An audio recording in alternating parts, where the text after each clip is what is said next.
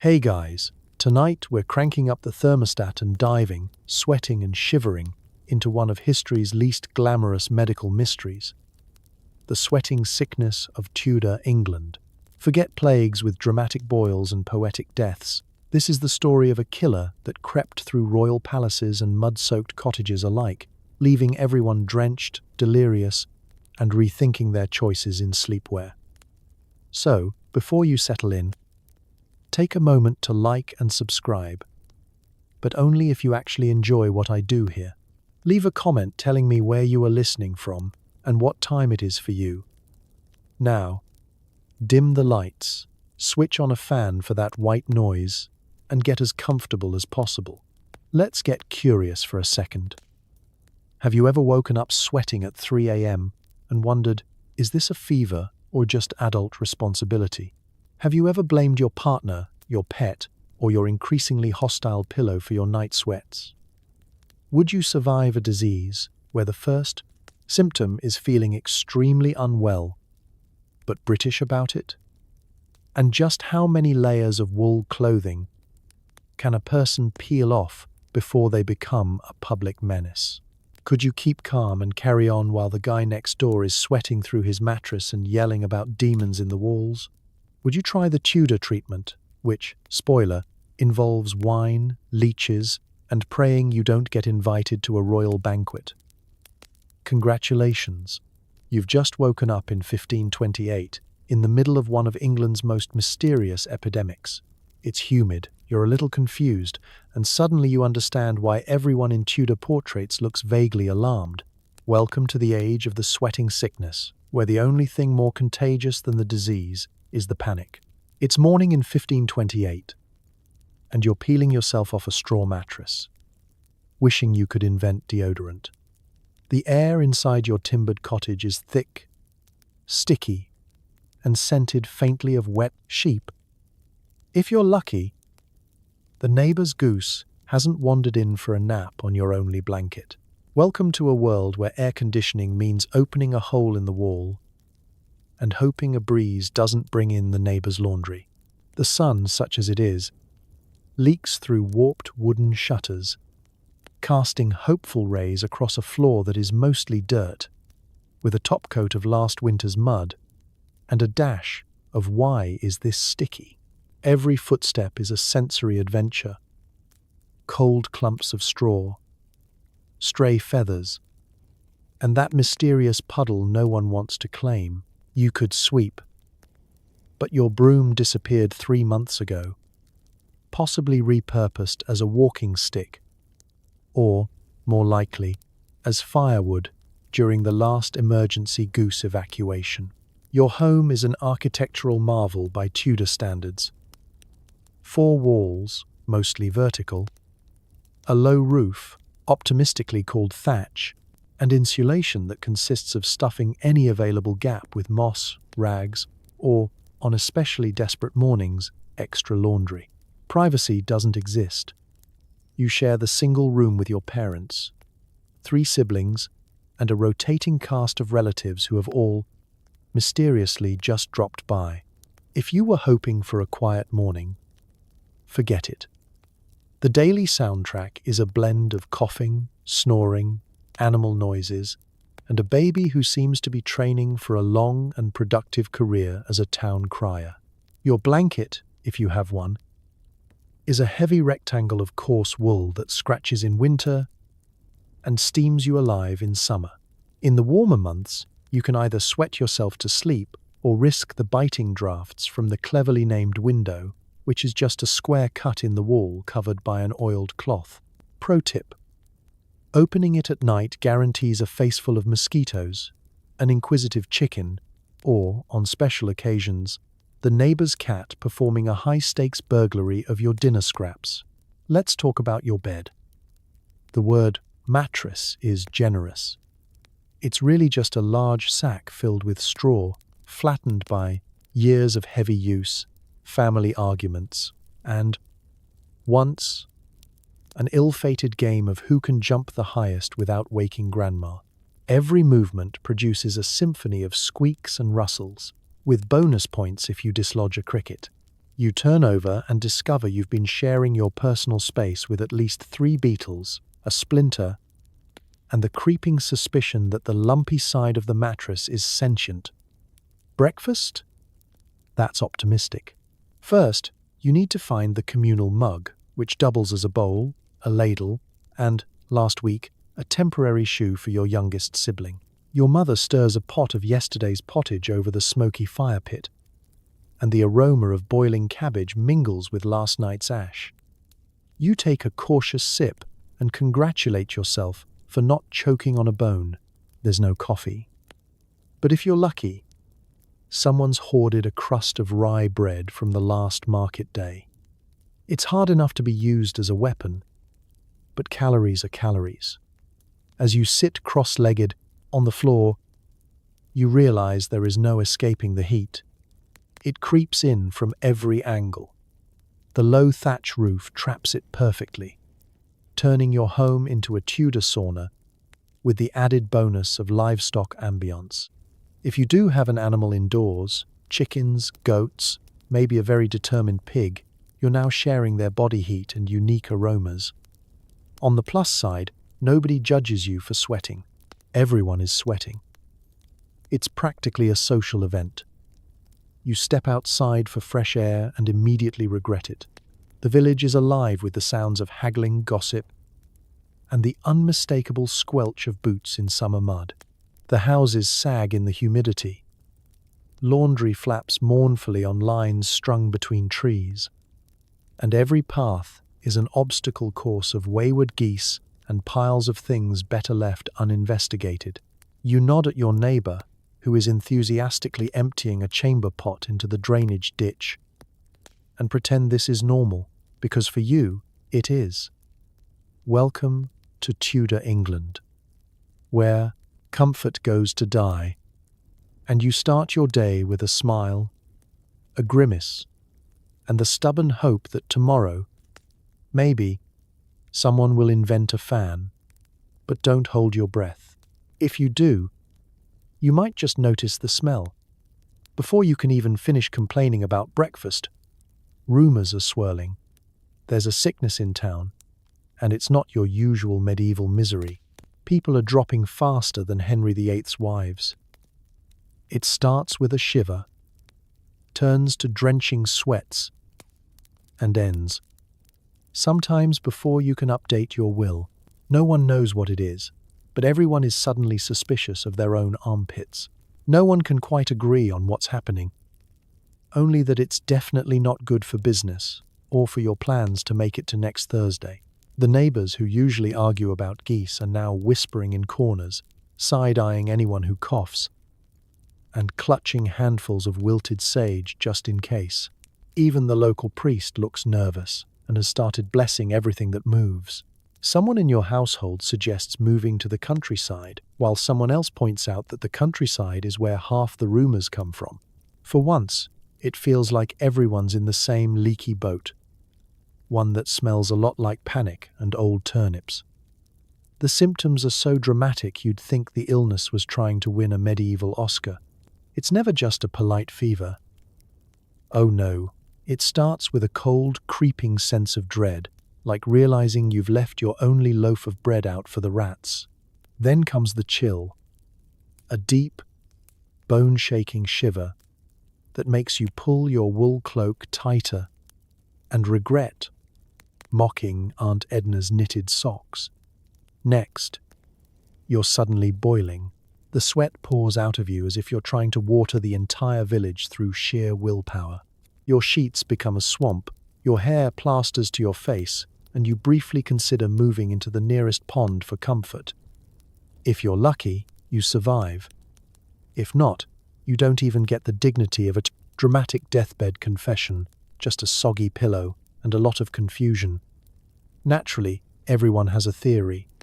Some blame the weather, too humid, too cold, too English. Others claim it's the revenge of an offended saint or a side effect of eating too many onions at Michaelmas. The physician, who, if you're honest, looks a bit too excited by the drama, consults his collection of books, mumbles about putrid humours, and prescribes both hot wine and cold baths, just to be thorough.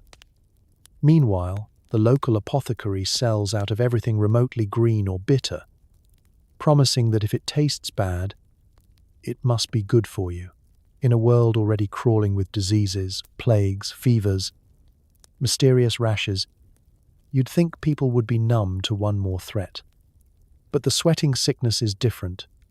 It doesn't discriminate. It hits peasants, nobles, even the king's favorite courtier. You hear wild stories from the market. A healthy young man goes to bed complaining of chills and is gone before sunrise. A baker's wife sweats straight through the straw mattress and takes half the stuffing with her to the afterlife. It's sudden, unpredictable, and terrifying.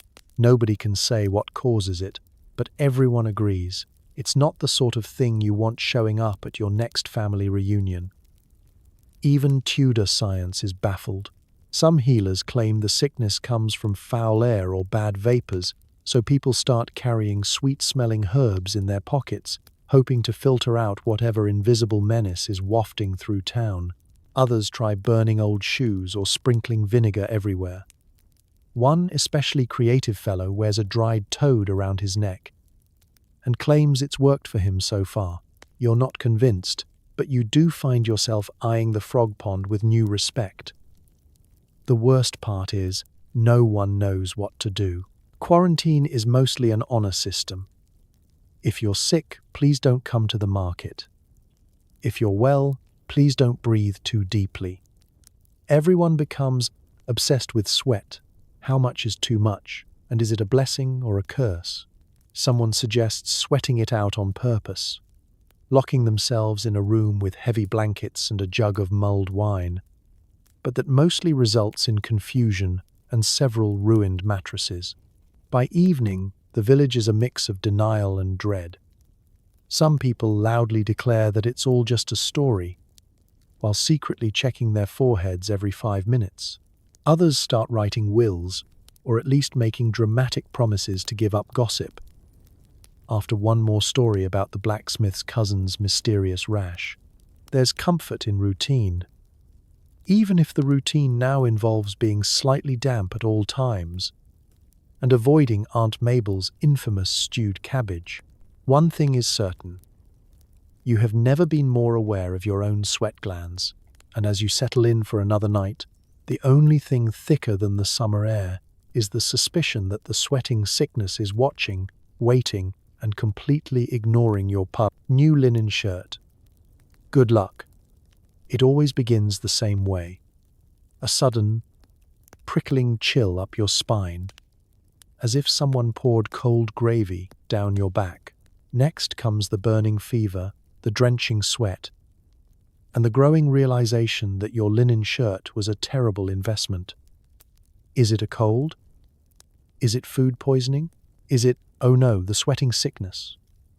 It always begins the same way, a sudden prickling chill up your spine, as if someone poured cold gravy down your back.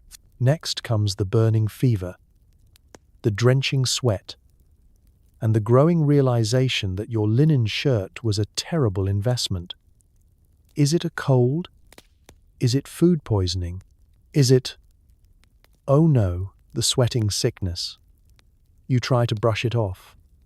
Maybe it's just nerves, or a draft from the window, or the after effects of last night's suspicious sausage. But deep down, you know this chill is not the normal "I forgot my cloak again" variety. Your hands start to shake just a bit, and you notice your toes have disappeared somewhere between numb and frozen. You blink and look around the room, suddenly aware that everyone else is looking slightly too pink and far too nervous. You clutch your mug of weak ale, but even that tastes off, like the barrel itself is judging you. Then, as you're debating whether to mention your symptoms or just keep pretending everything's fine, the fever sets in. It's not the gentle, slow warmth of a summer afternoon. It's more like someone lit a bonfire under your skin and then, just to be thorough, tossed in some extra logs for good measure. You can feel the heat radiating from your scalp, and you swear you can hear your eyebrows sizzling. Your cheeks flush bright red, and your hair begins to plaster itself to your forehead in the least attractive way possible. This isn't the glow of good health. This is the look of someone who's about to ruin their week, their bedding, and possibly their social standing. The sweating arrives with little warning, and when it does, it's impressive. We're not talking about a polite, modest glow. This is the kind of sweat that soaks through every layer, leaving you looking like you lost a wrestling match with a rain barrel. The straw mattress squelches beneath you. You wring out your sleeve and watch, amazed, as it drips onto the floor. The room starts to smell faintly of boiled onions and damp wool, two scents that never belonged together, but are now your personal signature. As you try to make sense of what's happening, your mind races through the options. Maybe it's just something you ate? Maybe you've been cursed by the neighbor again? Or is this, as everyone fears, the first sign of the sweating sickness? The panic is almost worse than the fever. You remember the village gossip. The blacksmith's apprentice, who seemed perfectly healthy in the morning and was gone by nightfall. The merchant's wife, who woke up complaining of chills and never made it to breakfast. You try to ignore the stories, but now every creak in your joints and every drop of sweat feels like a dire prophecy. Naturally, the household has advice. Your mother suggests wrapping yourself in blankets and sweating it out, while your father recommends a stiff drink to chase out the evil humors. The village healer, who smells vaguely of mint and mysterious poultices, arrives and pokes your forehead. She declares you hotter than a fresh-baked loaf, prescribes something involving elderflower and boiled nettles, and tells you to avoid loud noises, strong smells, and thinking too hard. Your siblings, meanwhile, keep a respectful distance, as if your sweat might leap across the room and attack them. Night brings no relief. If anything, it gets worse. You toss and turn on your soggy bed, haunted by dreams of rivers, thunderstorms, and the king's physician shaking his head. The house is filled with the noise of uneasy sleepers, muttered prayers, and someone snoring like an exhausted ox. You wake up at intervals, convinced you could swim your way out of the sheets, only to discover that you're somehow even sweatier than before.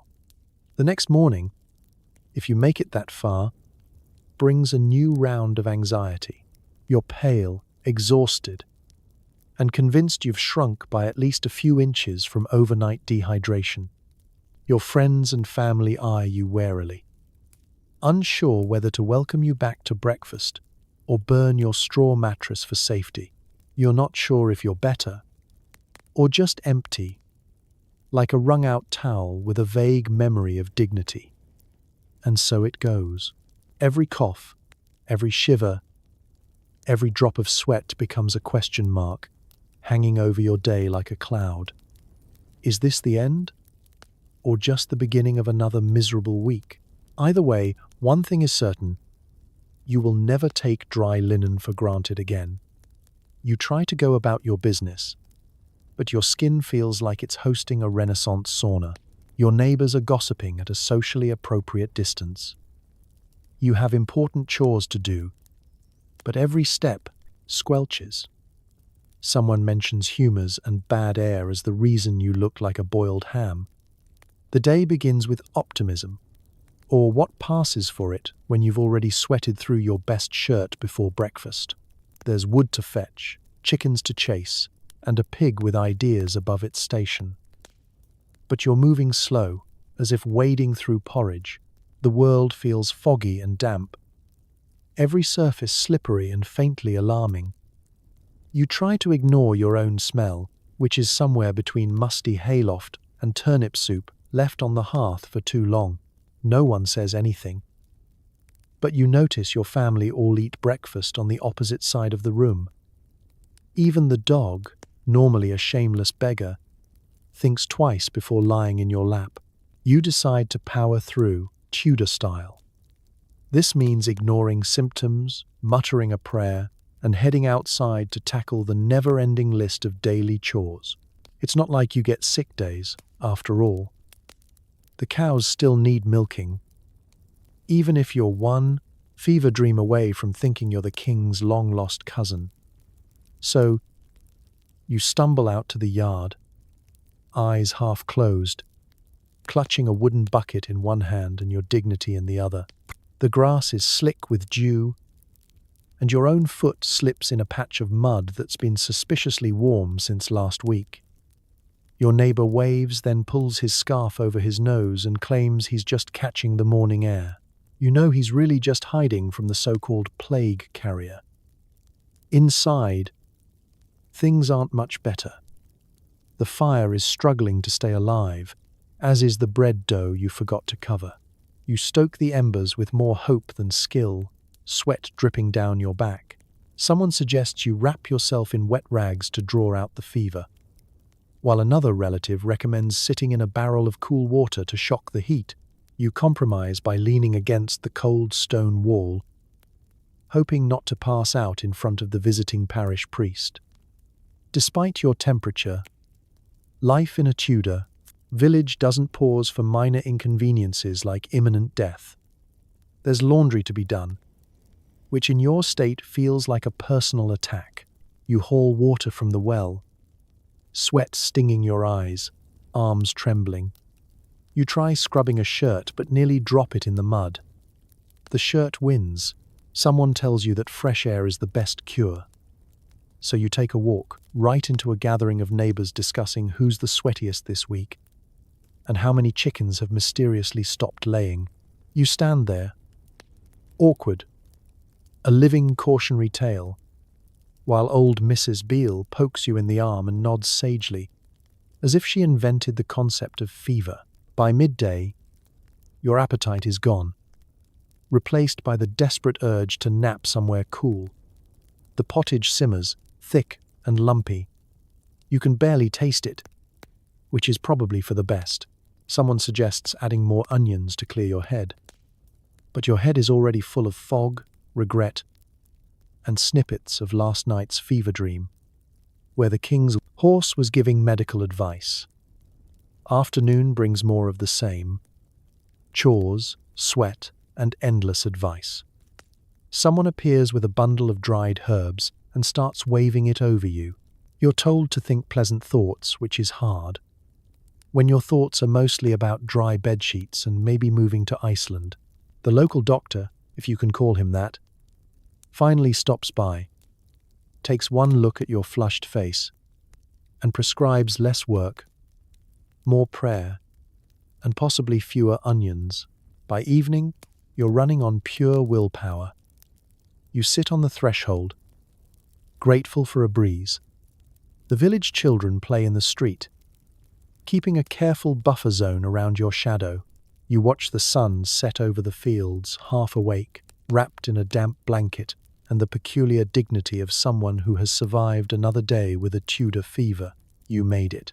You're still sweaty, still mildly shunned, but at least you didn't collapse face first into the pig pen. In Tudor England, that's what passes for a good day. The local physician, who is mostly just a guy with a book and a strong stomach, prescribes the usual bloodletting, prayers, and a nice, relaxing cup of something that tastes like sadness and lawn clippings. If you're feeling fancy, there's always the sweat cure, which, spoiler alert, mostly involves more sweating. You trudge through the village, trailing your fever like a bad reputation, to seek help from the only person licensed by absolutely no one, the physician. He's easy to find. Just look for the house with wilted herbs hanging in the window, a faint but unmistakable smell of vinegar, and a waiting room consisting entirely of anxious chickens. Inside, the good doctor greets you with a wide grin, ink-stained hands, and the look of a man who has read exactly one book about Galen and is determined to try all the worst parts. He gives you the once-over, checks your tongue, sniffs dramatically, and declares your humors wildly out of balance. "Too much blood," he says, as if he hasn't just seen you sweating out half your body weight since sunrise. Before you can protest, he produces his most prized possession, a collection of dull knives and a ceramic bowl that looks suspiciously like the one from the last Harvest Festival's pudding contest. Bloodletting is the order of the day. You try to look brave as he opens a vein, collecting your life force in the bowl, all while humming an off-key hymn. The idea is to let out the bad blood so the good blood can, well, also leave your body, apparently. If you're lucky, he's run out of clean knives and must resort to plan B. Leeches. He rummages in a jar for his plumpest specimen, reassuring you that they only bite if they like you. Leeches are supposed to balance your fluids, though mostly they just balance themselves on your ankle, your arm, or occasionally your left earlobe if the doctor is distracted. The sensation is memorable. You lie there, watching your personal vampire do its work, and wonder if modern medicine will ever discover something as effective as bleeding you until you need a nap. After the leeching, the physician prescribes a gentle purge. This involves a mysterious herbal concoction brewed from whatever he found behind the garden fence. It tastes exactly like licking a mossy stone. Your stomach rebels, but the doctor is thrilled. If you're sick twice, it's working. You try to smile, which comes out more like a grimace, and wash it down with ale that now tastes oddly refreshing by comparison. Prayers are next, just to cover all the bases. You're advised to visit the church, light a candle, and ask St. Jude, patron of lost causes, to put in a good word. The priest, already overwhelmed by requests, squeezes you in between a confession and a funeral and sprinkles a little holy water your way. It's unclear whether this is for your soul or just a well-meaning attempt at crowd control. But perhaps the most exciting cutting-edge therapy is the sweat cure. This is where the physician wraps you in heavy woolen blankets, sits you next to the fire, and encourages you to drink hot herbal tea until you're sweating so much your ancestors can feel it. Sweat it out, he says, while helpfully fanning the flames. You sit there, roasting and roasting, until you're convinced you've lost 3 pounds and most of your patience. The idea, apparently, is that the disease will leave your body along with approximately a gallon of water, half your will to live, and any hope of dry sheets. If you survive all this, there are still home remedies to try: garlic necklaces, vinegar foot baths, and a compress made from cabbage leaves. Your grandmother insists that holding a raw onion to your chest draws out the fever. Your cousin offers a charm made from wax and a chicken feather. No one's entirely sure what any of this does, but everyone agrees it's worth a try. By the end of your medieval spa day, you're weak, lightheaded, and smell faintly of swamp and livestock. Your fever might not be gone, but you've acquired at least 5 new stories, a mysterious bruise, and an inexplicable dislike of cabbage. Congratulations, you've just survived Tudor medicine. Or, at the very least, you've survived the cure. Even kings aren't safe. You hear the palace is in chaos. Henry VIII is hiding, locking doors, and possibly burning his own bedsheets. Courtiers are dropping like flies. The most powerful man in England is no match for a fever that doesn't care how many palaces you own or how many wives you've gone through. Inside the gilded halls, panic reigns with all the subtlety of a marching band. Normally, the king's court is full of the usual dangers: political plots, bad poetry, and pies that might be poisoned. But now, there's a new terror: sweat. Word spreads that even the royal kitchens have stopped cooking anything warmer than room temperature, for fear that a little extra heat will send the whole court running for the exits.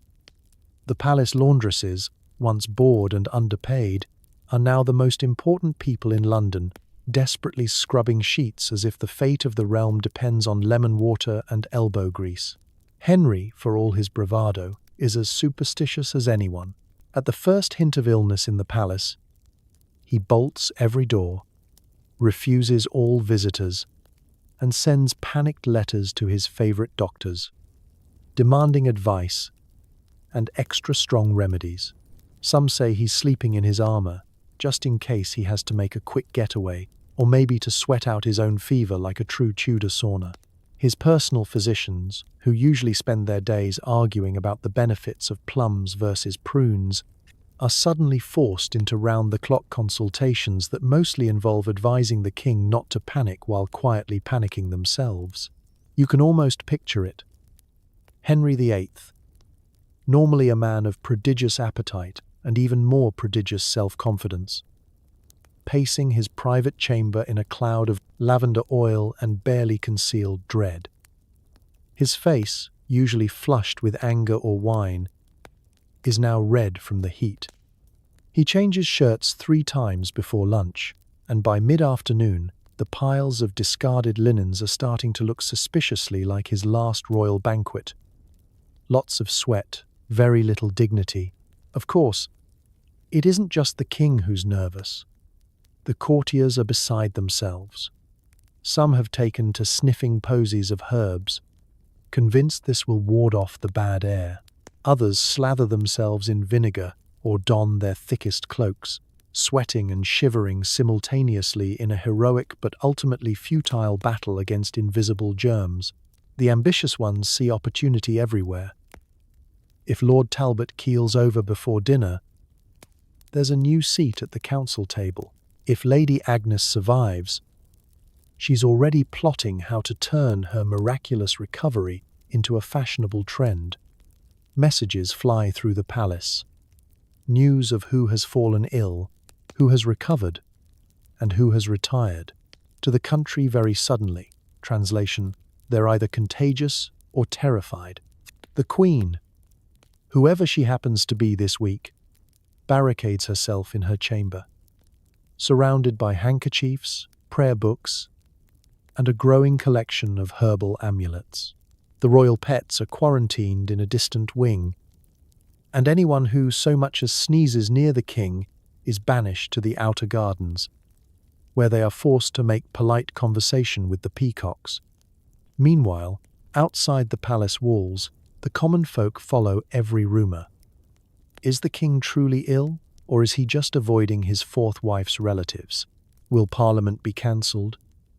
Or will they all just show up in linen wraps and call it the latest French fashion? Every cough and every bead of sweat becomes the subject of public debate. Enterprising poets compose tragic ballads about royal perspiration, while street vendors start selling blessed handkerchiefs and sweat-proof bonnets at double the usual price. As for Henry, his faith in medicine waxes and wanes. One day he demands to be bled. The next, he's ordering barrels of sweet wine. Convinced this will fortify the spirit, he tries every remedy, from sage tea to garlic-infused vinegar, and even considers moving the entire court to a draftier castle, preferably one without any history of sweating. But even a king cannot command a mysterious illness to leave. In the end, Henry waits, prays and sweats along with everyone else, reminded, perhaps for the first time, that all the crowns and castles in England are useless against a fever with a mind of its own. Royalty sweats too. And tonight, that's oddly comforting. Everyone has theories. Some say it's the rain, others blame the damp, and a few are convinced the problem started when someone tried to wash their hair. The local priest insists it's divine punishment for recent sins, namely, that incident with the maypole and a suspiciously energetic sheep. Whatever the cause, the one thing everyone can agree on is that the weather in Tudor England is not just unpleasant, it's practically out for revenge. This is the era before reliable forecasts, after all. If you want to know whether it will rain today, you check your joints, the color of the morning sky, or the mood of your neighbor's goat. If the goat looks shifty, you pack an extra cloak. Summer arrives, but it isn't the balmy, romantic sort you see in paintings. It's a heavy, sticky heat that seeps through wattle and daub walls and glues your clothes to your body. The air outside hangs thick and still, interrupted only by the buzz of oversized insects and the distant sound of your neighbor cursing the mildew that's taken over her porch. People wander the lanes looking perpetually damp, as if everyone has just come from an intense game of how many layers can you wear before passing out. When the rain comes, it doesn't so much fall as aggressively visit. The roads transform from dust to mud with alarming speed, turning even up the shortest walk into an expedition through a swamp. Shoes disappear with a sound somewhere between a squelch and a sigh. Children return home coated in grime, and adults pretend to be annoyed while quietly hoping the filth will keep the lice at bay. Roofs drip, thatch sags, and everyone swaps advice on the best way to dry socks by a fire without setting the entire cottage alight. Naturally, the village wise women and amateur scientists see a business opportunity. Someone offers thunderstones, said to ward off fever. Another peddles a dried hedgehog foot, guaranteed to prevent both the sweating sickness and accidental baldness. If you're feeling flush, you can purchase a weather amulet, which is mostly just a polished rock on a string but does provide something to fiddle with when the thunder starts rattling the crockery. At the tavern, the debates rage. Was last winter's snowstorm to blame? Did the drought 3 years ago anger the water spirits? Did that one family, the Barlows, bring this all upon the village when they tried to grow tomatoes? Clearly the work of Satan, behind their privy. There is a theory for every opinion, and a scapegoat for every theory. The only thing that seems to unite everyone is the suspicion that things were better back in the old days, a vague period that everyone references but no one can quite remember. Since, of course, the records were washed away in the last great flood. Of course, no one understands the actual science. There are no meteorologists, only local prophets, farmers, and a man who claims to predict storms by the tingling in his left eyebrow. People blame the mists that roll in from the marshes, the east wind that supposedly carries foreign airs, and, most suspicious of all, any unexplained rainbow. There are whispered rumors that the disease follows the fog, and on especially thick mornings, the streets are deserted except for the bravest souls and the occasional chicken, who seems to be above it all. The priest, meanwhile, preaches increasingly elaborate sermons. Every flood, every thunderclap, every slightly moldy cheese is a sign of heavenly wrath. Congregations are encouraged to repent, donate candles, and, if possible, wash less frequently, lest the angered saints be further provoked by the sight of too many clean faces. And through it all, daily life continues, damp and unrepentant. You trudge through rain, sweat through heat, and freeze through every cold snap, wrapped in a damp cloak of superstition and suspicion. But when the sky finally clears, and a shy patch of blue appears overhead, there is a collective sigh, a fragile hope that maybe, just maybe, the weather will be kind, and the sweating sickness will leave you with nothing more to worry about than your next sunburn. But don't count on it. In Tudor England, if it's not raining, it's about to. You decide to self-isolate, which in Tudor England means staying indoors and glaring at anyone who comes near your door. Your family piles into one room, arguing about whether you're allowed to cough in your own house.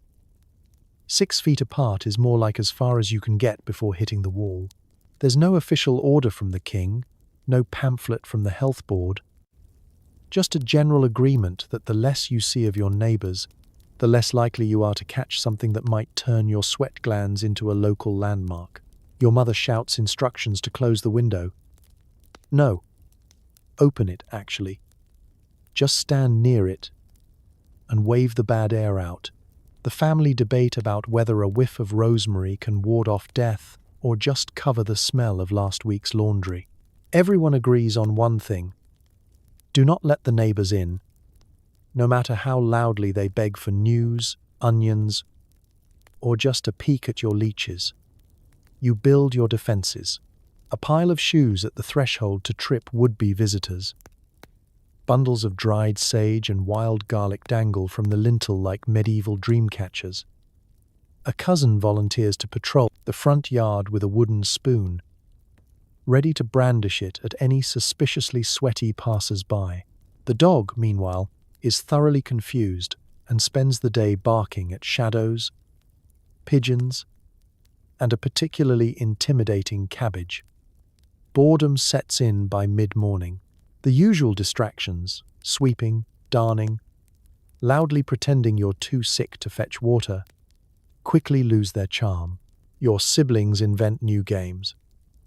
Guess that rash, how many turnips in the pantry, and the ever-popular who can hold their breath the longest when Grandpa sneezes. The winner receives the coveted prize, not having to stir the pottage for the rest of the day. The problem with quarantine, Tudor style, is there's nowhere to go. There's no Netflix, no balcony, and the garden is now considered hostile territory thanks to rumors about the disease traveling on the morning fog. Your father stares out the window, sighing heavily and muttering about how he survived 3 bad harvests and the incident with the angry goose. But he's never been this bored. Even the cat seems restless and is now on its 3rd consecutive nap.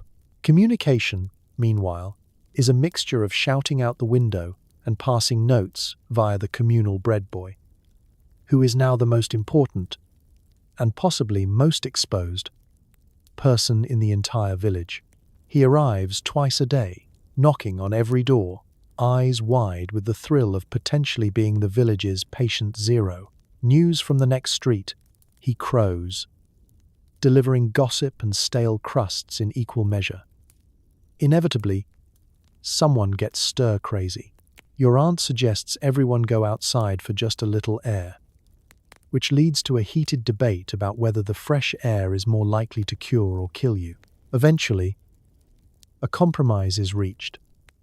Everyone will stand in the doorway, breathe very quietly, and try not to make eye contact with the neighbor's suspiciously energetic toddler. Of course, home remedies abound. Someone recommends burning vinegar in the hearth to purify the humors. Another relative insists on smearing garlic on the windowsills. You spend the afternoon listening to the sound of distant church bells, which now seem less like a call to prayer and more like a countdown to the next round of family arguments about whose cough is the most concerning. Mealtimes become tactical. Plates are passed with the caution of diplomats exchanging state secrets. Everyone eyes the pottage warily, as if it might leap out of the pot and start a second pandemic. If someone sneezes, there is an immediate, dramatic pause, followed by 3 different people reciting prayers, herbal remedies, and threats of exile to the woodshed. Nightfall offers little peace. The single room is crowded, noisy, and stuffy, filled with the sound of anxious whispers and restless feet. Someone always seems to be getting up to check the door, just to make sure no well-meaning neighbor has snuck in a get-well-soon pigeon or an unsolicited sermon. But somehow, through all the paranoia and improvised rituals, you feel just a bit safer. Maybe it's the garlic, maybe it's the laughter, or maybe it's the simple knowledge that, for now, the only thing spreading faster than the sickness is the family's determination to survive, together, even if it's at a distance of exactly 5 feet, 4 inches, and a cabbage. Desperate for relief, you raid the family medicine chest. Dried nettles, moldy bread, possibly a frog. Someone suggests tying onions to your feet. The local apothecary offers a bottle of greenish syrup with a vague warning, may cause or cure death. You try it anyway. The medicine chest itself is a relic, a sturdy wooden box passed down for generations, filled with more wishful thinking than actual medicine. Every time you open it, you're met with the familiar scent of old-time camphor and the quiet accusation of a half-used leech in a jar. Your mother swears by the healing power of dried rose petals but mostly uses them to cover up the stench of the truly experimental remedies. At the bottom of the box is a hard lump that might be soap or possibly cheese. No one is brave enough to check. First up, dried nettles. The family swears by them, mainly because the village healer said so, and she once lived to 41, which basically makes her immortal. You're instructed to steep them in hot water, drink the resulting bitter tea, and try not to think about how much it tastes like a rain-soaked scarecrow. If that doesn't help, you can always apply it directly to the skin for an itching sensation so distracting you almost forget you're sick. Moldy bread is next, and the logic is vintage Tudor. If bread can kill rats, surely it can kill a fever. There's a crust from last winter tucked away for emergencies, and you bravely nibble the corner.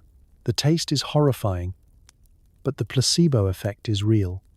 Your uncle claims he once cured a cough by eating half a loaf and spending the next 3 days in the privy. Sweated it right out, he says, looking both proud and haunted. Someone always has a wild card. Today, it's a frog. The instructions are vague. Hold it. Listen to it. Or perhaps threaten your fever with amphibian vengeance. You try to keep a straight face as you press a cold, confused frog to your temple while your cousin hums a healing chant. The frog remains unimpressed, but, to be fair, so does your fever. You soon find yourself the subject of more experiments. Someone ties onions to your feet. This, apparently, will draw out bad humors. There's a brief moment where you imagine it actually working, your illness slowly migrating down your body, escaping through your toes, and leaving you with only the faint scent of salad dressing. You wait for a miracle. The only result is that now you're feverish, and your feet smell like a market stall. The local apothecary, who has the charm of a wet boot and a personal style best described as haunted by sage, is called in. He shuffles through your door with a tray of bottles, each more mysterious than the last. One is labeled elixir, another tonic, and a third simply says, you ask about side effects, and are told, there's a chance you'll feel better. There's also a chance you'll hallucinate the Archbishop. The most promising option is a green syrup that fizzes when uncorked and glows faintly in the dark. It tastes like swamp, regret, and something you once smelled during a storm. You swallow it and wait for inspiration, revelation, or at least a nap. Herbal compresses are next. Your grandmother insists on packing your chest with mustard seeds and honey, then wrapping you in linen so tight you start to envy the family turnip. It's for your own good, she says, which is Tudor, for this will be memorable, but not in a good way. You're soon sticky, overheated, and vaguely concerned that bees will start circling you. As the day drags on, everyone has advice. Your neighbor swears by garlic cloves tucked under the tongue. Your little brother insists that if you spin around 3 times and spit, you'll scare away any lingering evil spirits. At this point, you'll try anything. There's a comfort in ritual, even if most of it is an elaborate way to distract yourself from the fact that you're still sweating, sniffling, and somehow now slightly pickled. Evening falls. You're exhausted, covered in a patchwork of remedies, and possibly on the verge of inventing the world's first wellness spa. Minus the wellness. But somewhere between the garlic, the frog, and the bottle of may cause or cure death, you realize you're still here, still fighting, and just a little bit hopeful. That's Tudor medicine. Mostly regret, sometimes relief, always an adventure. Doctors recommend drinking plenty of liquids, which in Tudor times means weak ale, pond water, or suspicious cider. You eat another bowl of grey pottage and try to remember if your fever dream included dinner. You're starting to think your symptoms are just scurvy with extra drama. The problem is, hydration in Tudor England is more a theory than a science. There's no bottled water, no ice cubes, and absolutely no cucumber mint infusions. If you ask for a clean glass of water, people look at you like you've requested the blood of a unicorn. Water, after all, is reserved for desperate emergencies, like fire or washing the pig. Most of it comes from streams that double as laundry stations, bathing spots, and occasional goose spas. So you reach, once again, for ale. This isn't the hearty, hoppy beverage you know today. Tudor ale is warm, flat, and brewed with just enough alcohol to kill a few bacteria and dull the taste of regret. It's called small beer because of its low strength and high disappointment. Everyone drinks it, babies, monks, widows, your neighbor who's convinced he's allergic to sunlight. You pour yourself a mug and sip slowly, trying not to think about the fact that this might be the cleanest liquid in the house. As for food, you're on the medieval version of a meal plan. Whatever's in the pot. This usually means pottage, the dependable mush of the peasant world. Today's pottage is greyish, slightly sticky, and full of mystery. You spot a bit of cabbage, a rogue bean, and something that may once have been a turnip, or perhaps a very small hat. It's been simmering for 3 days, with new ingredients added each morning like a medieval stew-based trust fund. Flavor? Optional. Texture? Thick enough to anchor a boat. With no fresh fruit and very few vegetables that haven't been boiled into oblivion, you begin to suspect that your symptoms aren't just from the sweating sickness. You're vitamin deficient, protein starved, and dangerously low on hope. You haven't had anything crunchy in weeks. Someone offers you a hard crust of rye bread, which you attempt to gnaw before giving up and using it as a spoon. It's easier that way, and doubles as a weapon if someone tries to steal your last onion. The apothecary suggests cider as a tonic, handing you a jug that smells like fermented apples and floor polish. It's sour, suspiciously fizzy, and hits the back of your throat with all the subtlety of a shovel. You drink it anyway because, at this point, you'll try anything. 10 minutes later, you're not sure if you're feeling better or just less able to feel anything at all. You overhear someone in the village boasting about a new cure involving barley water and grated horseradish. The theory is that if your taste buds are shocked enough, your body will reboot out of sheer confusion. Another neighbor swears that chewing on fennel seeds helps the digestion and wards off fever. You're handed a handful, which you dutifully chew, immediately regretting every decision that led you here. Tea, as you know it, doesn't exist. Instead, you're offered herbal infusions, which means boiling whatever's green and nearby. Today's blend includes mint, sage, and something, someone insists, is healing moss. It tastes like lawn trimmings but is served with great reverence. So you sit politely while mentally naming your fever. You settle on Sir Perspirington. Hunger comes and goes. Sometimes you crave something sweet, like honey cakes or fruit. But mostly you just want something that wasn't cooked in the same pot as someone's sock. You're told to eat lightly to avoid upsetting your humors, which seems ironic given that every dish here could survive a siege. The one bright spot? Occasionally, someone brings you a warm oatcake, dry, dense, and deeply comforting. You nibble in silence, grateful for the illusion of normal food. As the sun sets and your stomach grumbles in confusion, you settle into bed with a bloated belly full of warm beer, questionable stew, and medicinal cider. You're hydrated, sort of nourished. That's generous. But you're still alive, still sweating, and just a little less hungry. In Tudor England, that's what we call a balanced diet. Night falls. The house is filled with the sound of coughing, moaning, and someone muttering prayers in Latin. Your sheets are so damp you could grow potatoes in them. The neighbor's rooster has decided to join the chorus at 2 a.m. Sleep is a contact sport. You attempt to shift quietly, but your straw mattress lets out a squeal that sounds like a goose being exercised. This, naturally, wakes up the baby, who immediately launches into a full-throated aria of displeasure. Someone curses under their breath. Someone else, probably your uncle, begins snoring even louder out of spite. You wrap your scratchy wool blanket tighter, but it clings to your sweat-slick skin like a damp ferret. You debate kicking it off entirely, until a breeze sneaks in through the window and brushes your ankle like the ghost of a disappointed nun. You recoil instinctively and cling to the blanket as if it offers actual protection. The fire, long since reduced to glowing embers, provides just enough light to cast terrifying shadows on the wall. Is that the laundry basket, or your cousin standing still in the corner again? Hard to say. Best not to look directly at it. Someone shifts in their sleep and lets out a groan that could easily be mistaken for the arrival of death himself.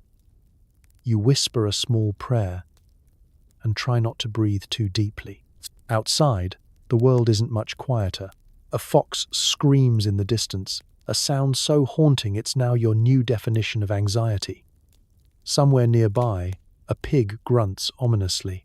The village dogs respond with a howling competition that lasts until dawn or until someone throws a turnip. Raindrops begin to tap against the thatch roof, each one sounding like a footstep from a very damp, very judgmental ghost. Between the moans, the snores, the storm, and the poultry insomniacs, your chances of rest are roughly equal to your chances of inventing antibiotics before breakfast. To make matters worse, your body has decided to launch a second round of night sweats. You're not sure if it's the fever, the fear, or the half-crushed onion someone tied to your chest earlier in a burst of medieval enthusiasm. You consider sitting up, but the effort required is too much. Also, every movement risks waking your aunt, who will definitely ask if you need another round of vinegar compresses and a quick exorcism. In the cramped quarters of the Tudor sleepover from hell, privacy is a fond memory.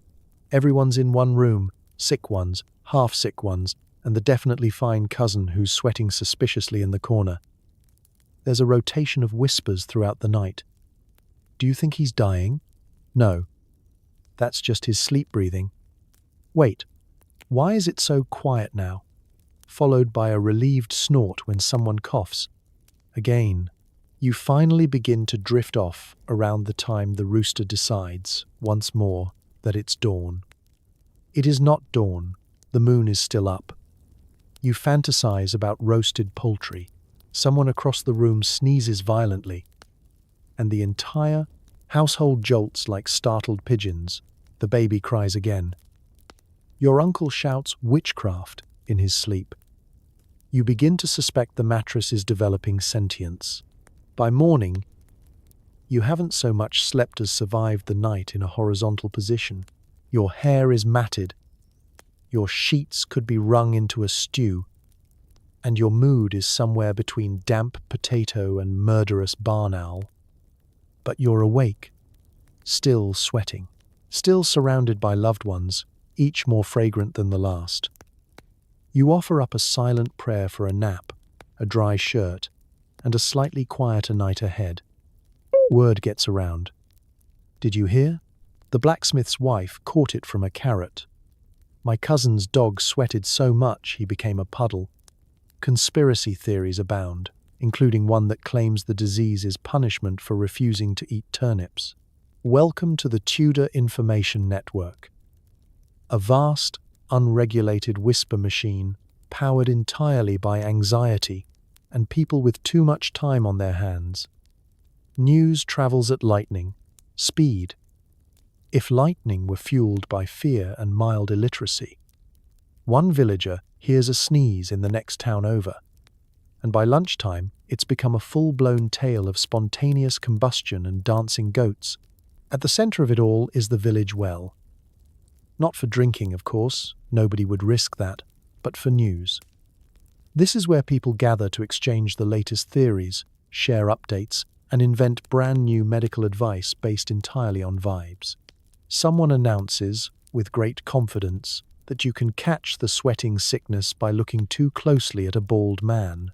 Another insists that the disease avoids people who drink 3 pints of ale and chant the Lord's Prayer backwards while spinning counterclockwise. You don't question it. You just nod thoughtfully and quietly edge away. The best rumors always start with a kernel of truth and then spiral dramatically. Yes, the blacksmith's wife is ill. No, it wasn't caused by a rogue carrot. But that doesn't stop people from blaming produce. Someone swears they saw her arguing with a suspiciously orange parsnip at the market. Someone else claims the illness only affects people who own more than one pillow. Suddenly, villagers are burning their spare cushions in the streets and renouncing salad. The gossip is constant. It fills every silence and creeps into every corner. People whisper over fences, shout across courtyards, and lean in just a little too close when sharing the latest tale. You hear about a monk who sneezed once and was immediately sealed inside a barrel of vinegar. A merchant allegedly bribed death with a wheel of cheese. One family has completely coated their cottage in butter just in case. You're not sure how that's supposed to help, but their walls do look remarkably shiny. It's not all fear. Some of it is pure entertainment. After all, in a world without newspapers, the human imagination steps in to do the heavy lifting. You hear of a woman in the next village who claimed to be cured after drinking 3 gallons of rainwater and reciting her husband's will out loud. There's a man who swears he's immune because he once wrestled a swan during Lent. And of course, someone always knows a guy who saw the disease leap out of a puddle and chase a chicken. Sometimes the rumors take on a moral edge. You overhear someone mutter that the sick are being punished for vanity or laziness or, most scandalous of all, eating imported figs. The disease becomes a parable, a warning, a handy excuse to shame your neighbors for their lifestyle choices. See, I told you not to wear red on Thursdays, someone hisses. This is what happens when you skip Vespers. It doesn't help that the clergy get involved, layering divine punishment over already complicated gossip. One priest delivers a sermon warning against idle hands and overly enthusiastic maypole dancing. Another claims the sweating sickness is a test from above, and failing means eternal sweating. People start publicly repenting for things they probably didn't even do, just in case. One man admits to stealing an apple in 1503. Another confesses to having impure thoughts about a particularly robust cow. But despite the nonsense, there's something oddly comforting in the chatter. It's messy. It's illogical. It's wildly inaccurate. But it's human. It's a way to make sense of chaos, to feel connected in a time when every cough feels like a countdown. It makes you laugh, or at least distracts you from the heat rising in your cheeks and the sweat pooling in your socks. And let's be honest, deep down, part of you wants to believe the cure might involve pickled beets and moonlight. Because if that's true, there's still hope. And if not, at least you'll go out with a good story. In the Tudor era, status means everything, except when it comes to germs. Nobles try to flee to the countryside. Peasants are blamed for bringing the plague from the market. You start eyeing everyone with suspicion, including the family cat. Sickness, it turns out, is the great social equalizer. You might be a baron with 3 titles and 4 spare tunics, but if you so much as break a sweat in public, suddenly no one wants to sit next to you at banquet. In the pecking order of the Tudor world, the healthy rules supreme.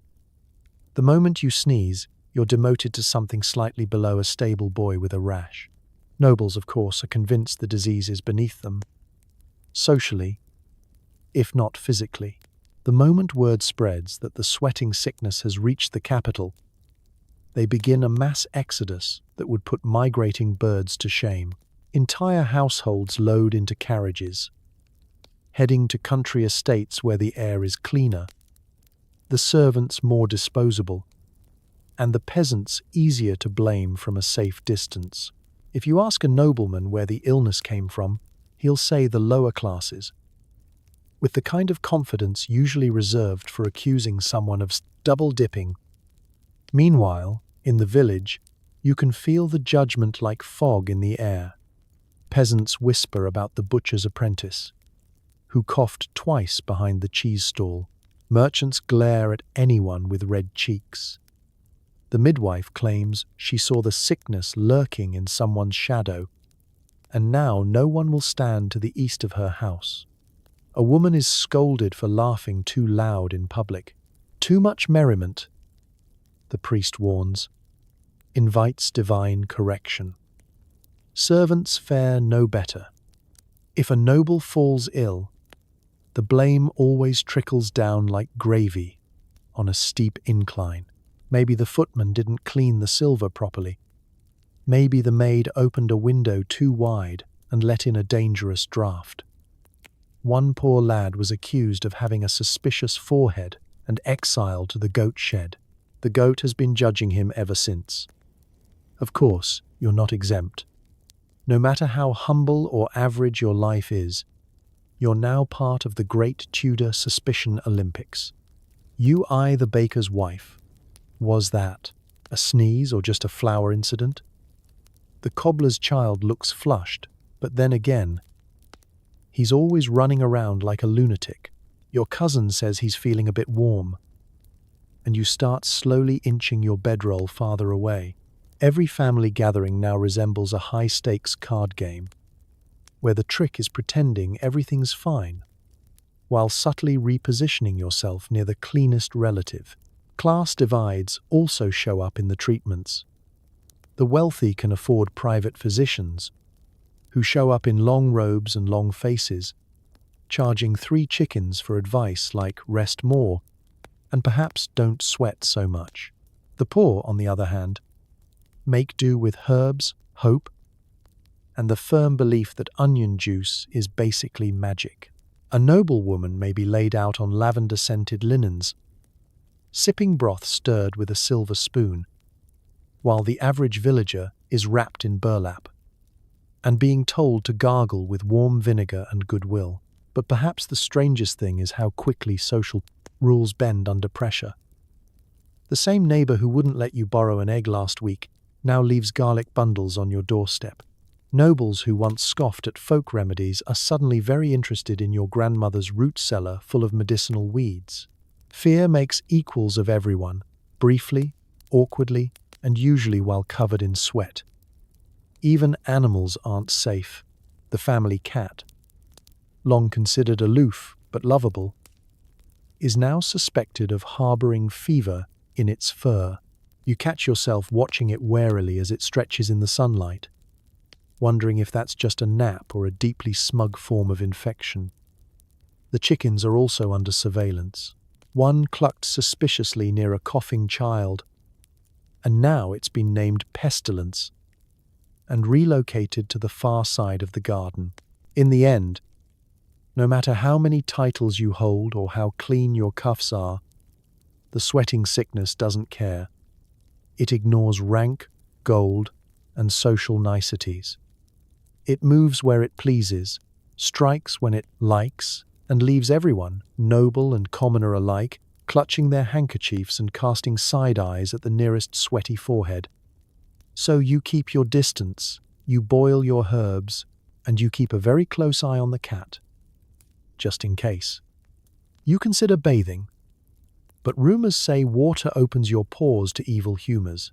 Instead, you dab your forehead with a rag and try to mask the smell with a sprig of rosemary. It doesn't work. You accept your new, glistening reality. Welcome to Tudor hygiene, a system best described as decorative, not functional. The very idea of cleanliness is controversial. Some physicians believe that washing too often can cause illness, as if disease is lurking just outside your body, waiting for an open pore to slide into, like an opportunistic ferret. Others argue that sweat is the body's way of purging toxins, and thus, the smellier you are, the healthier you must be. By that logic, you are currently thriving. Bathing, when it happens at all, is a complicated event that involves hauling water, heating it over a fire, pouring it into a wooden tub that leaks in at least 2 places, and hoping no one walks in while you're awkwardly crouched like a damp squirrel. Most people opt out of this ordeal altogether and instead embrace the dry clean only method. Dust yourself with herbs, pray for rain, and pretend the smell is a natural deterrent against disease and romantic entanglements. Your linen shirt, meant to be changed often and washed even more frequently, is on day, well, you've lost count. It's developed a crispness and personality of its own. It could probably apply for guild membership. You'd love to change it. But the other shirt is currently being used as a window curtain, and besides, laundry day involves a cauldron, lye, and a lot of screaming. So instead, you turn to Tudor deodorant. Sachets of crushed lavender and mint strategically tucked under your armpits. The result? You now smell like a very anxious salad. Hair care is similarly interpretive. You haven't shampooed in weeks, but you've brushed it with a mixture of goose fat and ashes because someone's aunt swore it keeps the lice guessing. You don a cap not to be fashionable, but to prevent your head from offending anyone at dinner. The cap does its job, barely. Your scalp itches. You ignore it. Everyone is pretending not to scratch. As for oral hygiene, well, if your teeth are still in your mouth, you're ahead of the curve. The local tooth cleaning method involves rubbing salt and sage on your gums and occasionally chewing on a twig until it frays into something resembling a bristle brush. Toothpaste hasn't been invented, but charcoal is popular, giving you a smile that looks like you've been licking chimneys for fun. You tell yourself it's mysterious. You tell others it's herbal. No one believes you. The communal spaces don't help. The chamber pot in the corner is full of character. You try not to breathe through your nose when emptying it out the window and onto the street, which doubles as the village's unofficial sewer system and the local duck parade route. The air outside smells like cooked cabbage and regret. The air inside smells like wet wool and fear. You spritz a little vinegar water around and call it aromatherapy. Still, every once in a while, you dare to dream. A warm bath, clean socks, a moment of freshness. These fantasies are quickly crushed by someone shouting that their cousin bathed last month and immediately caught the sweating sickness. You retreat from the idea like it's contagious, which, ironically, everything else already is. The village healer offers advice. Wear fewer layers, unthinkable, avoid swampy air, which is everywhere, and rinse your hands in diluted wine. This sounds like a waste of wine until you realize it's the most sterile thing within reach. You try it, and your hands smell vaguely celebratory for the rest of the day. It's the closest you've come to luxury in weeks. By nightfall, you've accepted your fate. Your hair is stiff, your shirt is stuck to your back, and the rosemary behind your ear is drooping in quiet protest. You lie down on your straw mattress, sticky, itchy, and humming faintly of herbs and uncertainty. But hey, at least everyone smells this bad. And in Tudor England, that's called solidarity. Church bells ring out. The local priest organizes prayers, processions, and at least one dramatic sermon about sin and sweat.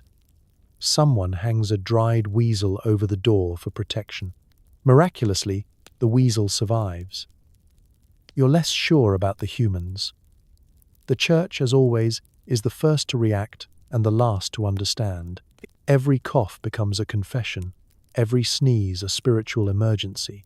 The priest, normally a man of calm sermons and occasional naps, is now sprinting between households with a bell in one hand and a bucket of holy water in the other. He blesses doors, livestock, and at one point a confused cabbage. You don't ask questions. The official explanation for the sweating sickness? Sin. Specifically, vague, ill-defined sin that probably involved dancing, drinking, or thinking lustful thoughts near a haystack. The priest has decided that God is testing the village, and also that God is very disappointed in recent maypole behavior. You nod solemnly while trying to recall whether the maypole incident involved you. Probably. It usually does. Masses are held daily, sometimes hourly. You're encouraged to pray for deliverance, repentance, and a general reduction in humidity. The church fills with incense thick enough to choke a goat, and choirs hum funeral hymns while side-eyeing anyone who coughs more than twice. One woman brings her entire family and 4 goats to the altar. She claims it's for blessings. It's clearly also for attention. People begin to carry charms. Some are blessed by the priest. Others are less official.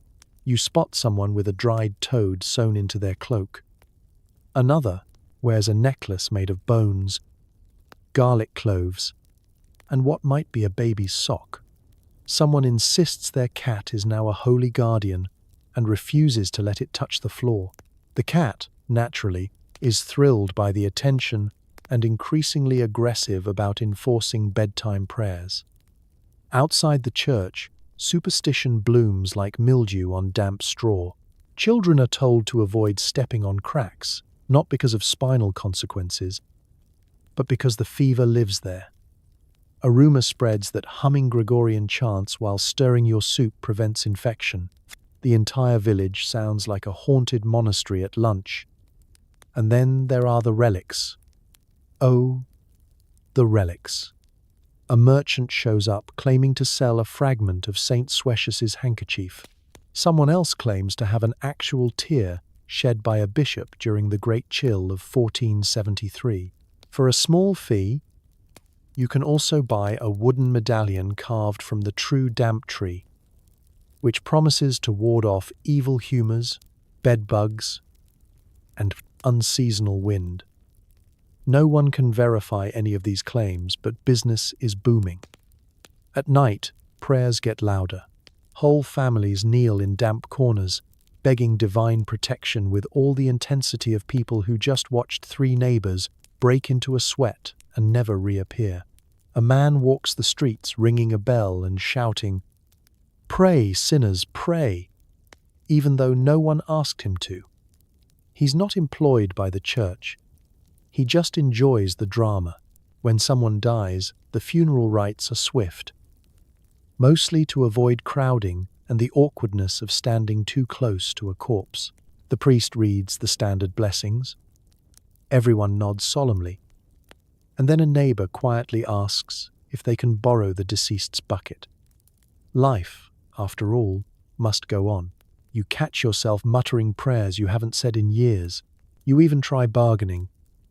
"I'll attend Mass. I'll stop stealing bread.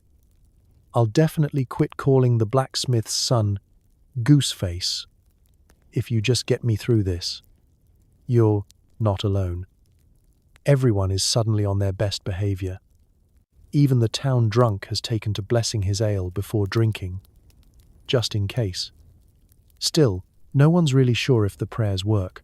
Some of the healthiest people are also the least devout, and some of the most pious are now mysteriously absent from the pews.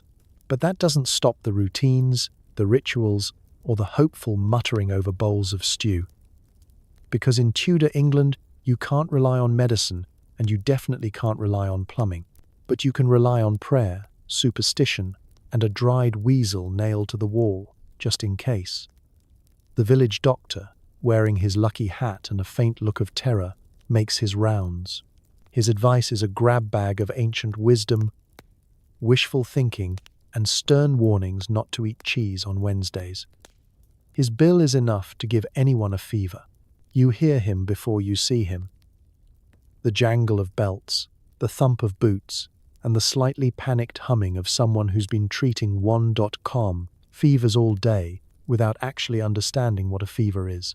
He appears in your doorway with a collection of pouches, a slightly stained robe, and an expression that suggests he'd rather be anywhere else, preferably somewhere dry, far from sweat, and ideally post-Renaissance. His first move is to inspect your tongue, poke your armpits with a stick, and then declare something profound, like the humor is imbalanced. You ask which one. He says yes. This is considered a diagnosis. Medical training in Tudor England is a loose concept. Your doctor may have attended university, or he may have just inherited the title after his uncle choked on a beet and nobody else volunteered. His tools include a rusty blade, a jar of goose grease, and a handwritten book titled something like On the Spiritual Nature of Spleens. He occasionally references the stars. For some reason, all his decisions come back to Mars being in retrograde. His favorite treatment is bloodletting. You've got a fever? Time to lose a pint. Sweating too much? Let's open a vein. Not sweating enough? Let's try 2 veins. The theory is that sickness is caused by excess blood, or bad blood, or maybe just inconvenient blood, and that the only way to feel better is to remove some of it and see what happens. You are not convinced, but you also don't have many options. He pulls out a leech. It's the good one, apparently. He claims it once cured a bishop of melancholy and mild hiccups. You're instructed to lie still while he carefully places it on your arm and waits. The leech does its job, and you lie there wondering what life decisions led to this moment. You once had dreams. Now you're a buffet for aquatic worms. Next, he prescribes a poultice. The ingredients include mustard, honey, crushed beetles, and something he calls forest essence, which smells suspiciously like wet moss. This is slathered on your chest while he mutters phrases in Latin, most of which translate roughly to, "Please don't die on my shift." You feel sticky, spicy, and moderately violated by nature. There's a potion too, because of course there is.